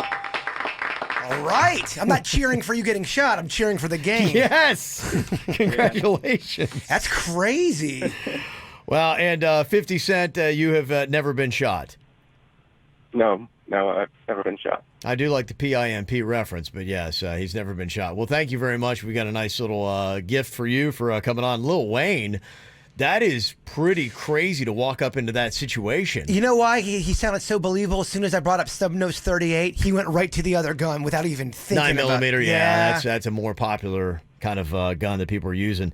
So did you regain or maintain consciousness the entire time there, Lil Wayne? No, I did. Yeah, I did. We, like I said, I didn't know it happened so fast. I didn't know that I'd even been shot. And actually, my wife was the one that drove me to the hospital, and I was conscious the entire time. How bad does it hurt to be shot? It doesn't hurt at first. Like I said, you can't really tell. It's after, because everything's sore, and the cleanup at the hospital is probably the worst thing. So. Whatever happened to the guy that fired the gun? Did you hear? No, they never found him. So he shot into a crowd on St. Paddy's Day at a crowded bar and then just escaped and never to be seen, or nothing came of that? Yeah. I mean, I live in a small town, so I feel like it was just, you didn't die, so. Well, you didn't die. You're here for another day.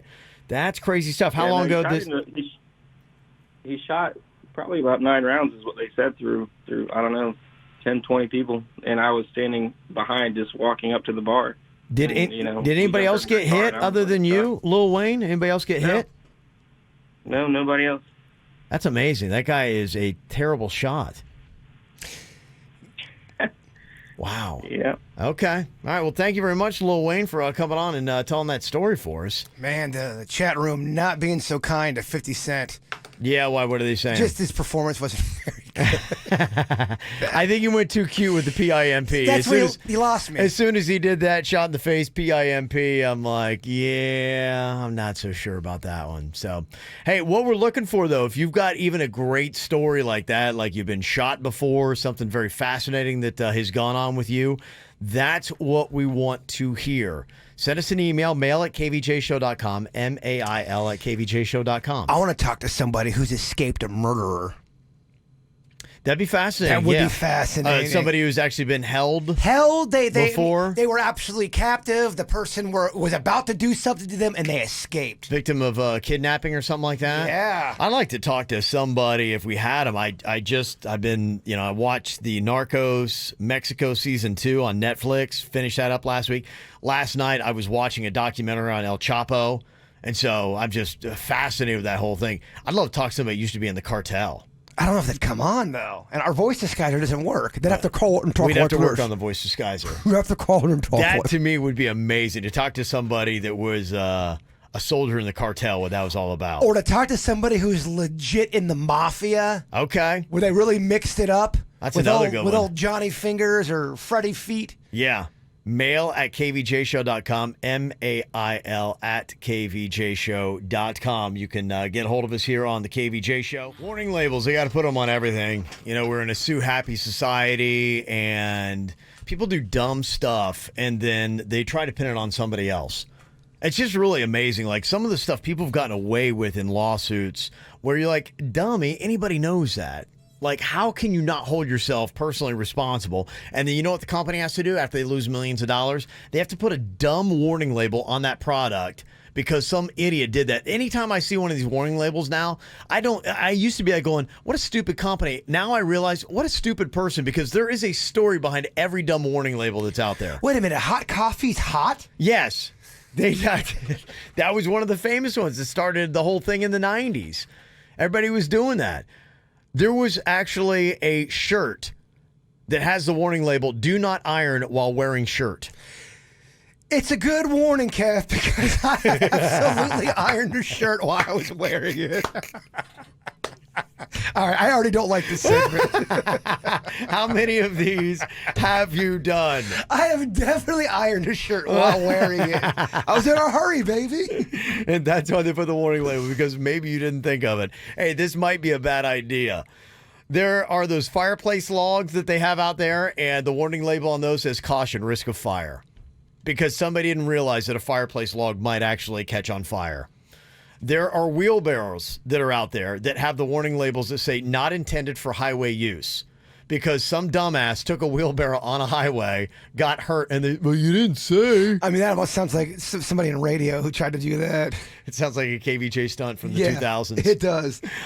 On strollers, you probably noticed this, parents. They have the warning label that says remove child before folding. Because somebody left their kid in the stroller, folded the kid up, the kid got hurt, and then they sued the stroller company because they didn't let them know. Damn, they're folding babies? They're folding babies up.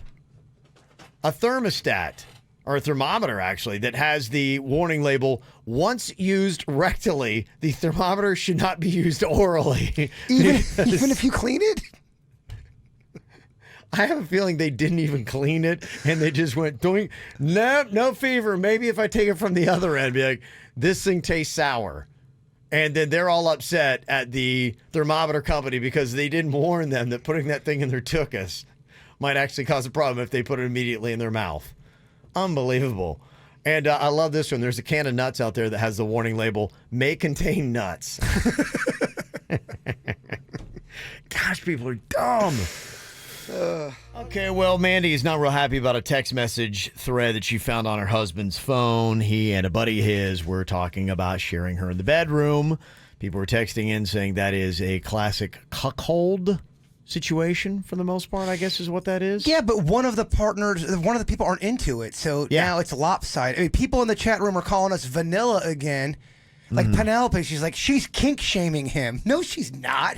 She's not kink shaming. She's not kink shaming him at all. If that's what you want to do, if it's mutually agreed upon, do whatever you want to do. I'm all into, hey, look, consenting adults can do whatever. If you're not into that, that's why the discussion needs to happen with your wife to find out if she is into that before that kind of conversation happens with your friend.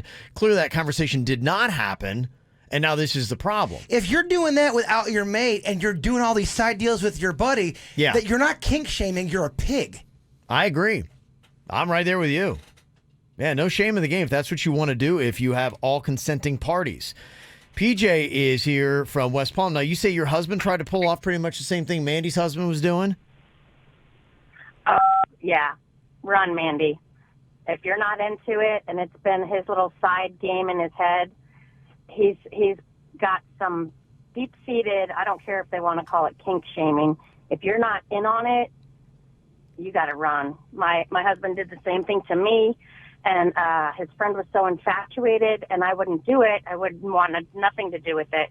He started stalking me, harassing me. It was horrible. That is terrible. That your husband, your husband is the one that's opening up your life to that. Yeah. Yeah. Well, my my take on it was, he wants that guy. He wants to see that guy naked, not necessarily doing me, but to me, there was even a deeper seated situation, I think. That's interesting because somebody else had said that too, that maybe that's possibly what Mandy's husband's trying to do. And you know what? That is all fine and good. Sit down with your wife and talk to her and communicate and say, baby, this is what's going on with me. This is what I'm into. These are the ABCs of me. You don't start doing this stuff with your friend because this crap's going to happen. Well, you're hearing from PJ that you open up your wife to, possible stalking issues and put her safety in jeopardy. PJ, how was it that you found out that this discussion was happening?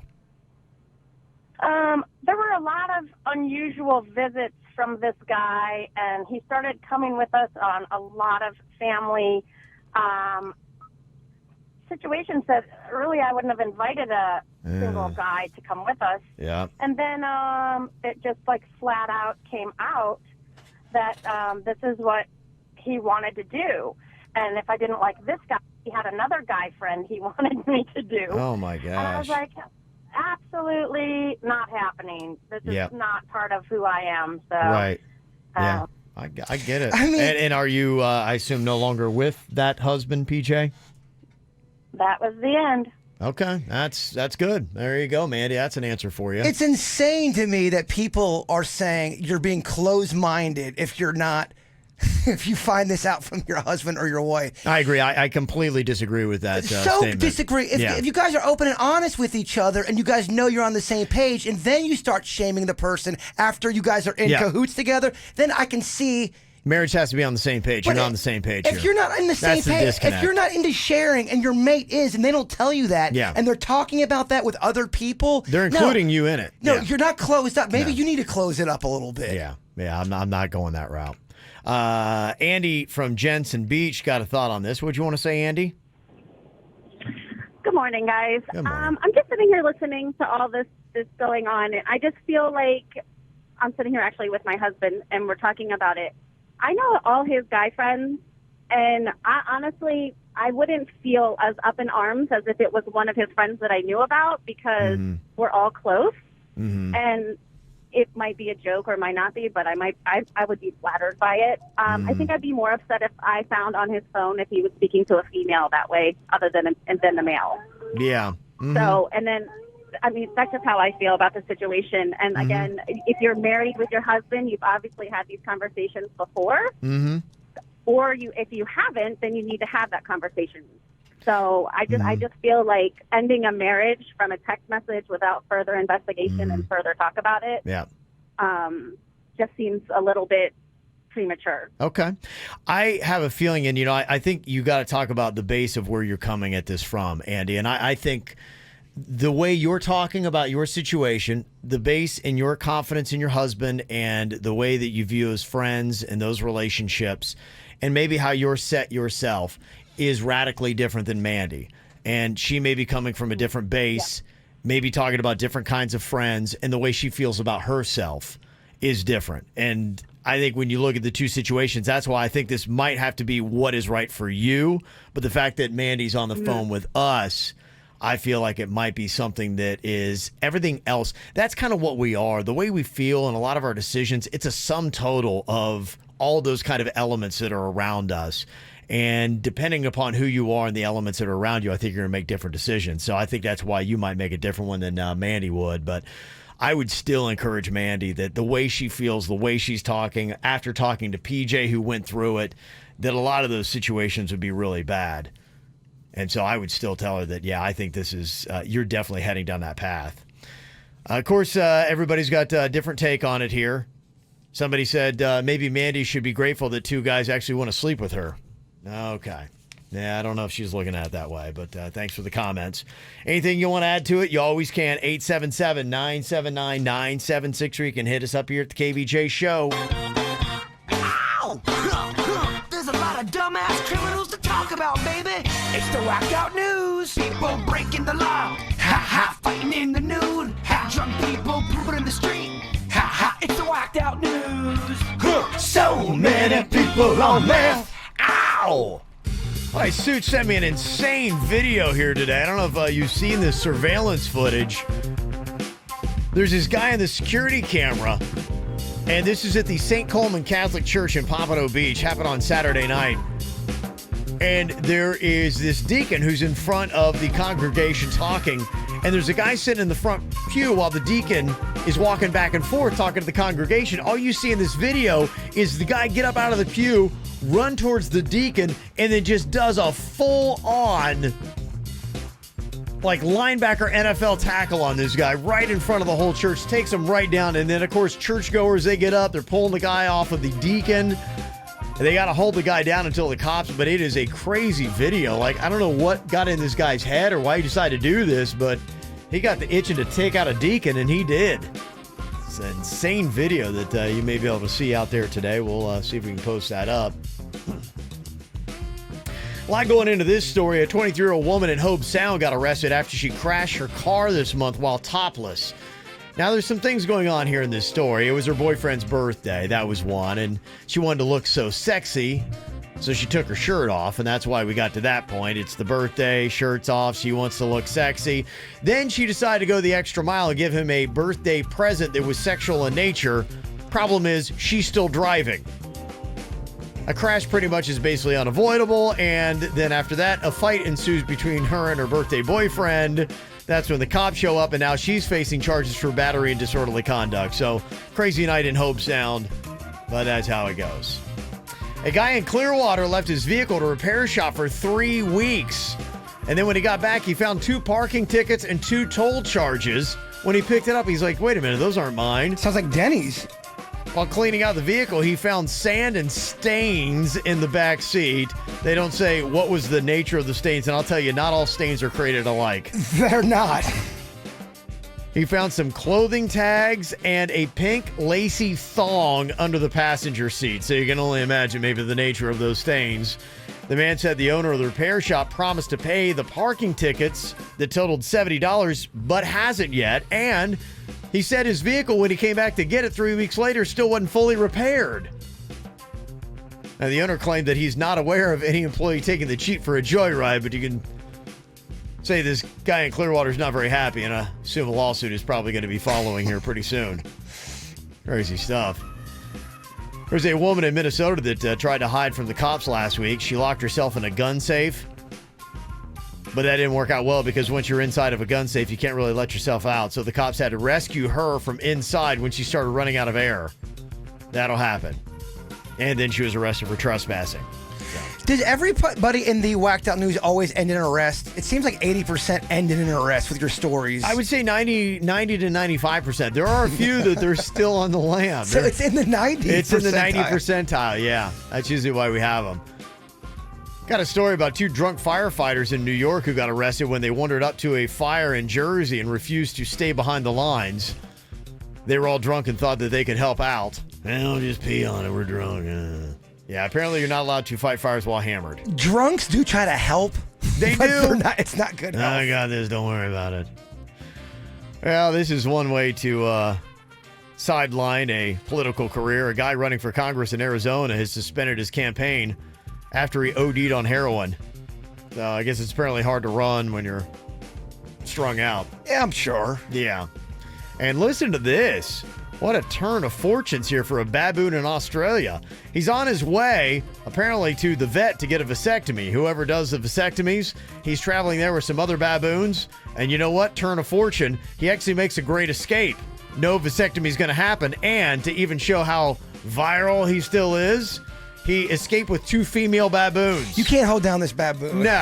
He's like, oh, yeah? Taking me for a vasectomy? Come on, ladies. Let's show them. I wonder if the baboon had a plan, leading up to, like, all right, I'm just going to make my break. It's the ultimate up yours, right? I mean, what? You're going to try to, take me out of the game? Oh, I don't think so. Come on, ladies. You want some of this? I imagine future baboons are on the way. There is a teenager in Australia that is taking some heat. He posted up a TikTok video with the approval of his mom. Okay, so he's got the approval of his mom. Yeah, he does. She jumped in on this as well, but some people are like going, dude, that's really weird, man. It is weird. Yes. There is a song from a band called Two Door Cinema Club. It's called Undercover Martyr. And, what the song does, it starts off and it's got a slapping noise kind of at the beginning. So a lot of TikTok videos, you got the visual, and then there's, usually a song that's going with it. There are a lot of dance videos on there. His idea was to take this song, and as he was facing his mom, she's approving, by the way, they play this song, and where you hear the slaps in the song, he slaps each of her boobies. We have the audio. They both turn, look, and laugh at the camera, and then they post it up on TikTok, think it's going to be viral. He's going to make millions of dollars. Instead, they get nothing but hate. And now he's taken down the video and deleted his account, but apparently the video is still out there and it continues to go viral. I mean, that is a pretty massive booby slap, wouldn't you say? Pretty amplified. I mean, wow, the kid went for it.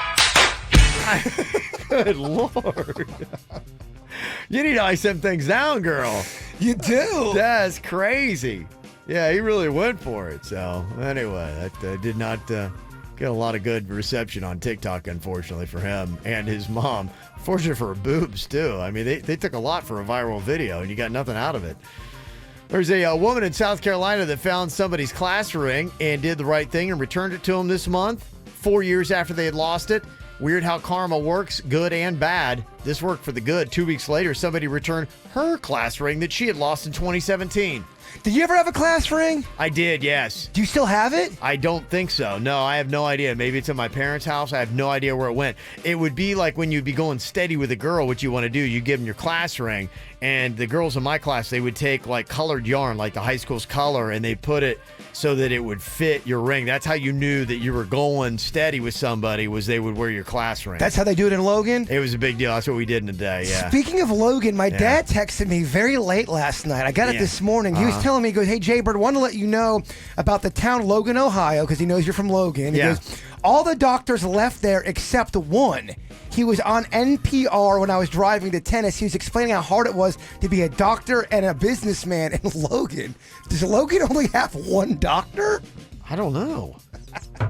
I don't know. That is... I don't know what my dad was listening to, but he's kind of alluding to the fact that Logan, Ohio has only one doctor in town. Let me text my mom right now and try to find out.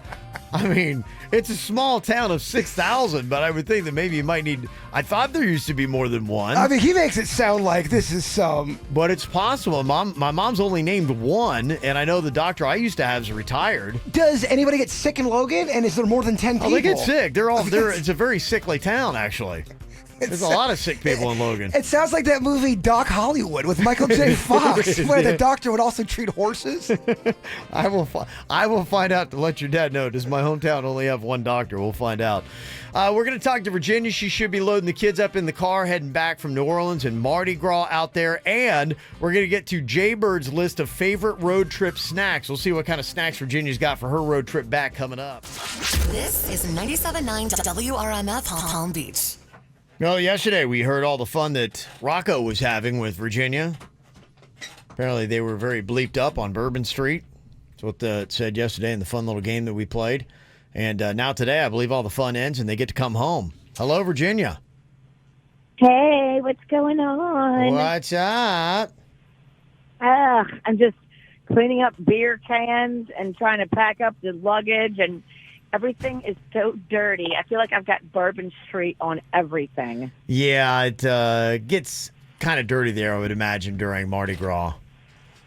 I'm seriously thinking about just taking this one pair of shoes and just throwing them away and never bringing them in any luggage ever again. There's that gross. It's not even worth it, huh?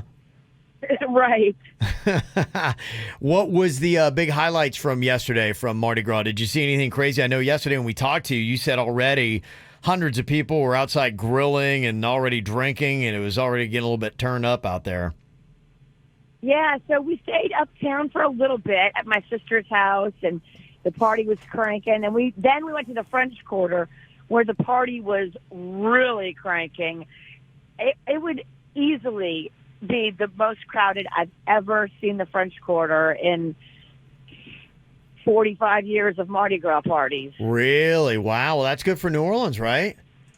Yeah, I mean, the weather was perfect, so I think that has a lot to do with it. Yeah. It wasn't too sunny. It wasn't too rainy. It was just, temperature was perfect. It's actually colder today than it was yesterday. Yesterday was just ideal, and everybody came out. Well, that's cool. So you're packing it up, you're throwing away shoes, you're trying to get rid of beer cans, and you're heading back to South Florida. When are you getting on the road, and what time will you be back? Well, I've got to have my little king cake breakfast. Okay. And as soon as I finish my little breakfast, we're going to jump right in the car. It's just me and Rocco now because we put Mags on an airplane last night. So she's already at school this morning. She didn't want to miss another day of school. Oh, wow. I don't know what that's like. When I was Okay. a kid, I couldn't wait to miss school, but I she know. wanted to go back for some reason. Kids today, right? Hey, how are those potatoes going to travel? You think they're going to travel pretty good? I went to get you the potatoes from Deanie's. The line to get in Deanie's was an hour and a half long, so I was not about to stand in that line. I'm sorry. Bird, no potatoes. Damn, Virginia turned into me. There was a lot of other food, though, right? What else were you bringing back for Jaybird, Virginia? I brought king cake. I brought hand pies. I brought all kind of fun stuff. Ham pie Pennington. I mean, come on now. Okay. Hand pie Pennington. Yeah.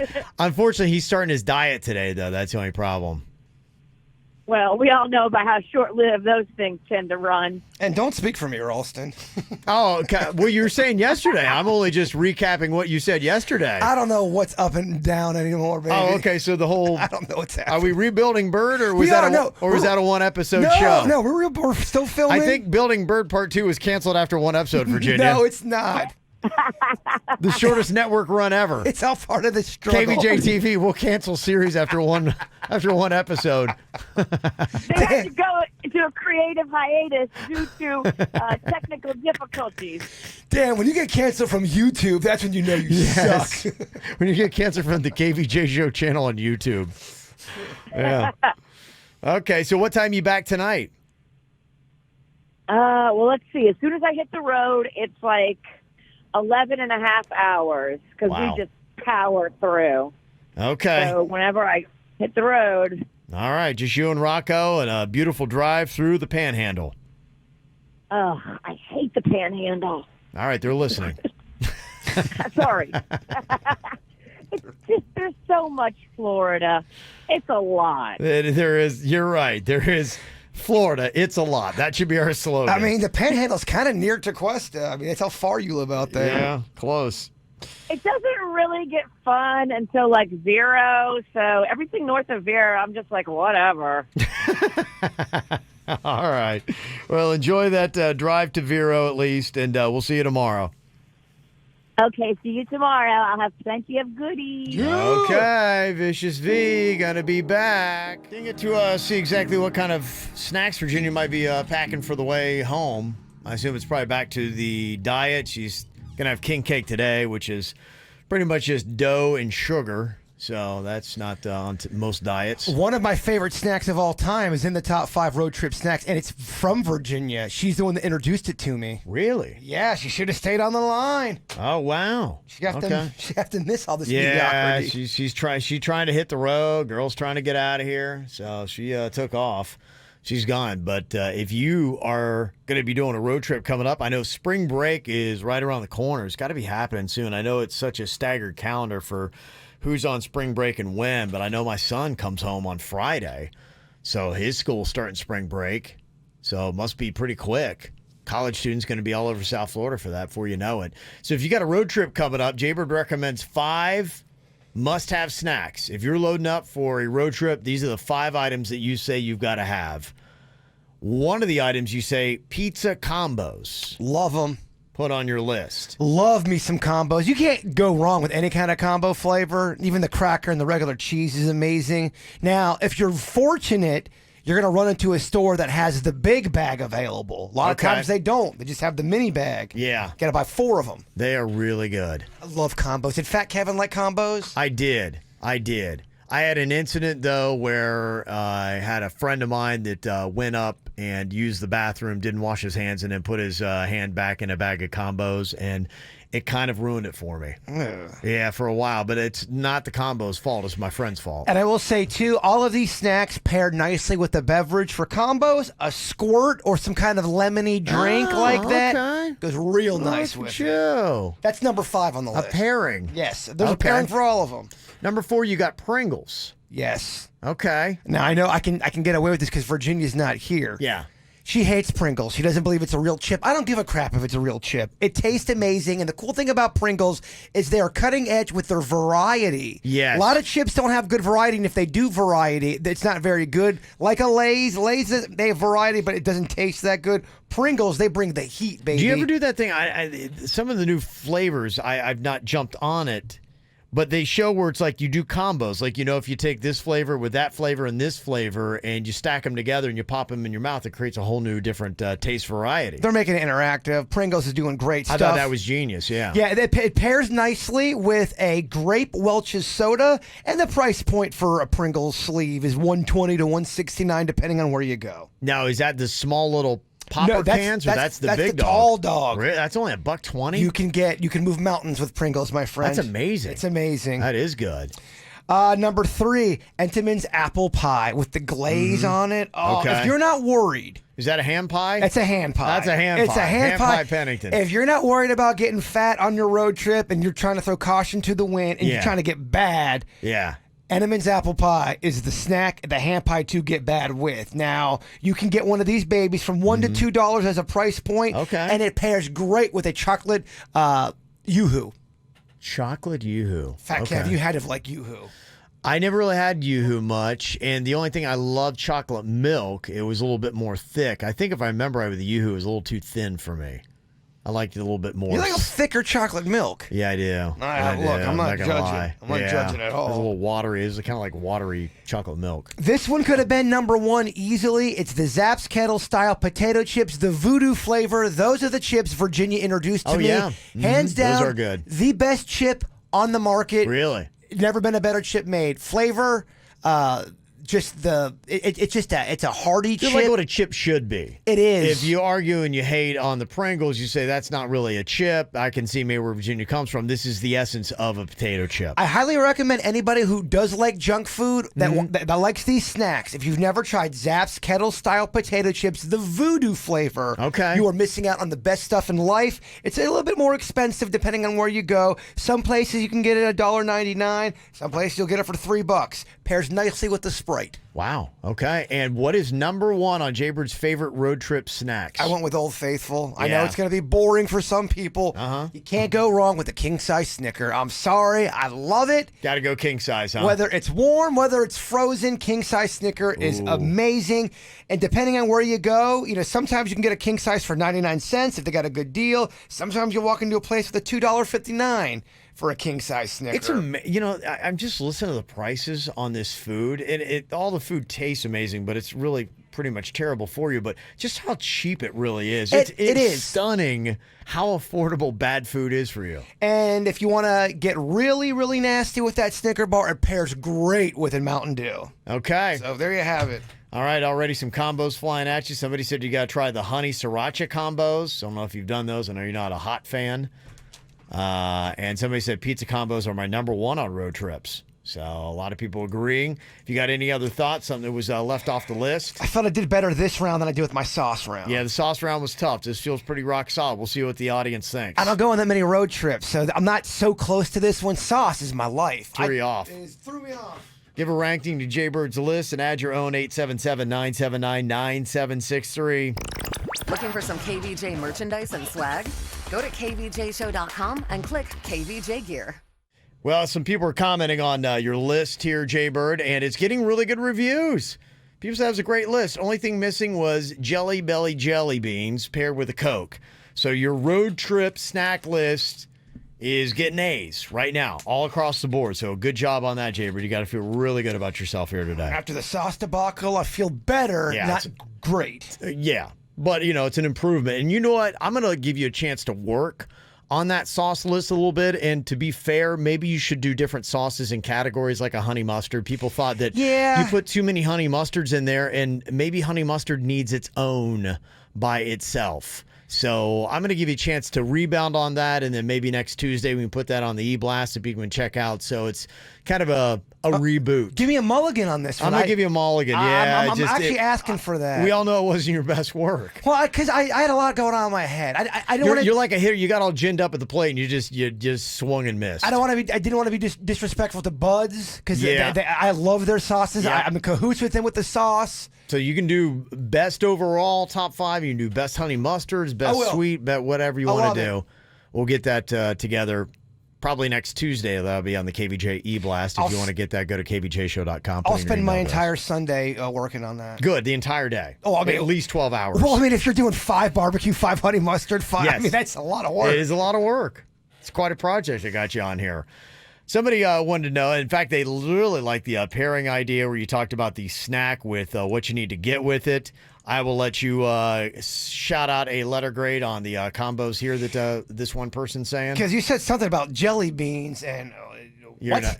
Jelly beans? Belly, Yeah, they like 1940 called. They want their jelly beans back. You ever had the Jelly Belly, or they're the different? You can get like butter popcorn in those. And they're not my favorite, baby. They don't do it for you, huh? Not for a road trip. Okay, all right. I'm very fair enough. Very judgmental. I'll tell you, when they don't hit your mouth, they get all over the car. That could be messy. What about Doritos and bean dip with a can of Pepsi? Say it one more time. Doritos and bean dip with a can of Pepsi. I mean, you're gonna fart a lot. Yeah, but feels kind of gnarly. Canned bean dip. Your car's gonna smell like. It's gonna smell like bean dip first, and then bean dip fart second. It's rough. That's I'm tough. not saying it don't taste good. Combos with the Sprite. Love it. Okay. Popcorn with a Coke. Love it. Wise plain potato chip with a fresh ranch dip. You start to lose me with the Wise. Okay. Not my favorite brand, although I do like the cheddar waffle chip they make. Hot fries with the Pepsi. Okay. Beef jerky or Funyuns? I think beef jerky is so overrated, man. You're getting into my territory. I eat beef jerky because it's, if you're talking about more on the healthy angle, you go beef jerky or you go like a nice nut. That's typically what I get. I think I'm scarred. I played baseball in college with a guy who always ate beef jerky, and on the bus he would just burp and blow out the air, and it ruined it for me. Jerky burps are pretty gross. He was jerky about his jerky, and he was big and tall. He was a bully. There are a couple of things that are really gnarly that have burps from. Jerky's one of them. Well, and he wouldn't stop. Bologna's terrible. The guy was like 6'5". Nobody was telling him to stop. Yes. And somebody said, could KVJ put out a Jaybird snack, food, drink pairings book, kind of like a wine book, but nothing but snack foods, junk foods to go along with sodas? I'd be honored to be a part of that project. That's another. You got a lot of work ahead of you. I really do. I mean, be careful what all you're taking on here. There's so much goofy that I have to get to. Yes. I mean, the projects that you got, they're just starting to stack up here. What do you think about this when it comes to marketing? I'm always fascinated by it. Good move or not.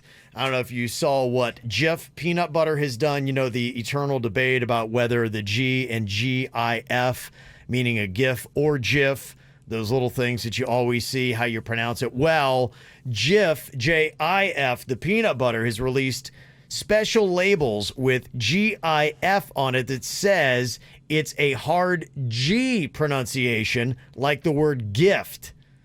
So they're trying to steer Jif as only for peanut butter, not for those little electronic messages that you're seeing.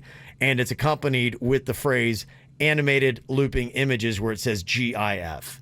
So they're trying to really pound that home because they want to own Jif for themselves for just peanut butter.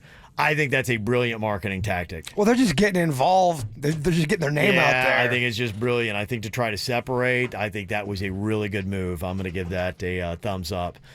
McDonald's, what do you think about this? They're holding a contest where somebody will win an 18-karat gold Shamrock Shake cup worth $90,000. Now, is it going to be legit, or are people going to have that be a fraud like the Monopoly game? They can't do another fraud after what happened with the Monopoly game. No kidding. It's got to be legit, or they're going to be in serious trouble. I love any of that kind of stuff. When you do little interactive games and there's prizes, I love all that. I think restaurants should always be involved in stuff like that. Okay. Now, they say you're going to be entered to win it every time you buy one of the Shamrock Shakes through the McDonald's app. How many people can win?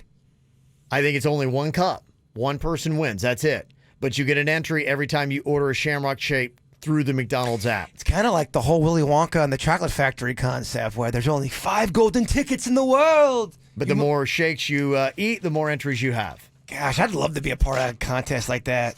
It's kind of smart. I don't know. I mean, are a lot of people going to, hey, you know what? I'd take an 18-karat gold Shamrock Shake cup and I would sell it if it's worth $90,000. So, if it's worth $90,000. To me, it had better be, or else McDonald's is going to have a fraudulent scandal. In fact, they would have the Federal Trade Commission and everybody come. If they're promoting that, and they are, as a $90,000 cup, and it's not. You're calling the FTC on them? Somebody would. It wouldn't be me. I don't care. But somebody would definitely call the FTC, and they would have a massive lawsuit on their hands. So McDonald's, don't worry, a corporation that size, it's going to be worth $90,000. If not, we're going to hear a major scandal coming up. And what do you think about Heinz and what they do with their mayo chup, where they take their mayo and they put it with different things? They've done it with the ketchup called mayo chup. Since then, they've done a mayo mustard they called mayo must. They've done a mayo barbecue they called mayo Q. And earlier this year, they announced a honey sriracha combo called honey racha. The more the merrier. I definitely think it's a cool move. I'm telling you right now, if you're a ketchup lover, don't sleep on French's ketchup. It is really, really outstanding. Okay. Ketchup made by the people at French's. Okay. You Very say that's good. outstanding. It's great. Well, what they're doing here with Heinz, they've got the honey racha, which is not even on sale yet. And now they've already announced their 5th mashup. They're doing mayo plus sriracha. Okay, so they've done the honey racha. Now they're doing the mayo racha. They say that's going to be out this spring. So if you like sriracha stuff, you're going to have one that is going to be the honey racha and then the mayo racha. Mayo is one of those things I love, but you got to be careful with it because it can turn gross on a dime. You leave it out for too long, it gets yellowy. Yeah. It's gel-like. Yeah. I don't know. Yeah, gnarly. Coming up here in a couple minutes, we got a really nice theater ticket here for the Kravitz. Color Purple is going to be coming up starting on March 11th. And I've got a lot of tickets that I'd like to blow out here. If you love the theater and this is one of those award winners, here's what you got. Win it for everybody. You can win it for everybody. How great would that feel that you can step in here with your KVJ knowledge, you could win tickets to the Kravitz Center for 2 other people. So we need to get 3 people on the line here, but people that know the KVJ show pretty well, because I'm going to ask you the kind of question you can't Google, and you're only going to know if you've been listening to the show for quite some time. YouTube chat room. They will know. Yeah. They'll know a lot. That might be an assist for you as well. So don't play around with this. I want to give away it should be the easiest game ever. But if we go through 3 people and none of them can get this question right, then nobody's going to walk away with any tickets. But you could win it for everybody. The Color Purple at the Kravitz Center right now, 877-979-9763. Jump on the line to play, 877-979-WRMF here at the KVJ Show. KVJ not only does a radio show, but also does an after-the-show podcast. Watch or listen on kvjshow.com. I think it's kind of like one of those things. It's kind of like you with murder. Not that you love murder, but I think you're afraid of it. It's one of your things. I'm deathly afraid of cocaine. I don't know, but I'm oddly fascinated by it. Well, the reason why, like, we talk about cocaine, murder, it's so extreme and so intense, and we're just like, what? That's why I bring it up. I can't stop watching these narco specials and all these things about the cartel, and I'm just like, I'm mesmerized. I'm like, wow, this is really going on. This is insane. I used to make a lot of cocaine jokes at our old radio station, and a few people used to get mad at me, and they thought I was promoting coke or that I loved cocaine. No. Yo, I do not love cocaine. Terrible. I couldn't imagine doing it. Imagine me on cocaine. Oh my gosh. A little wired. Terrible. I'm a Boy Scout. I don't do drugs. There's no way. Yeah.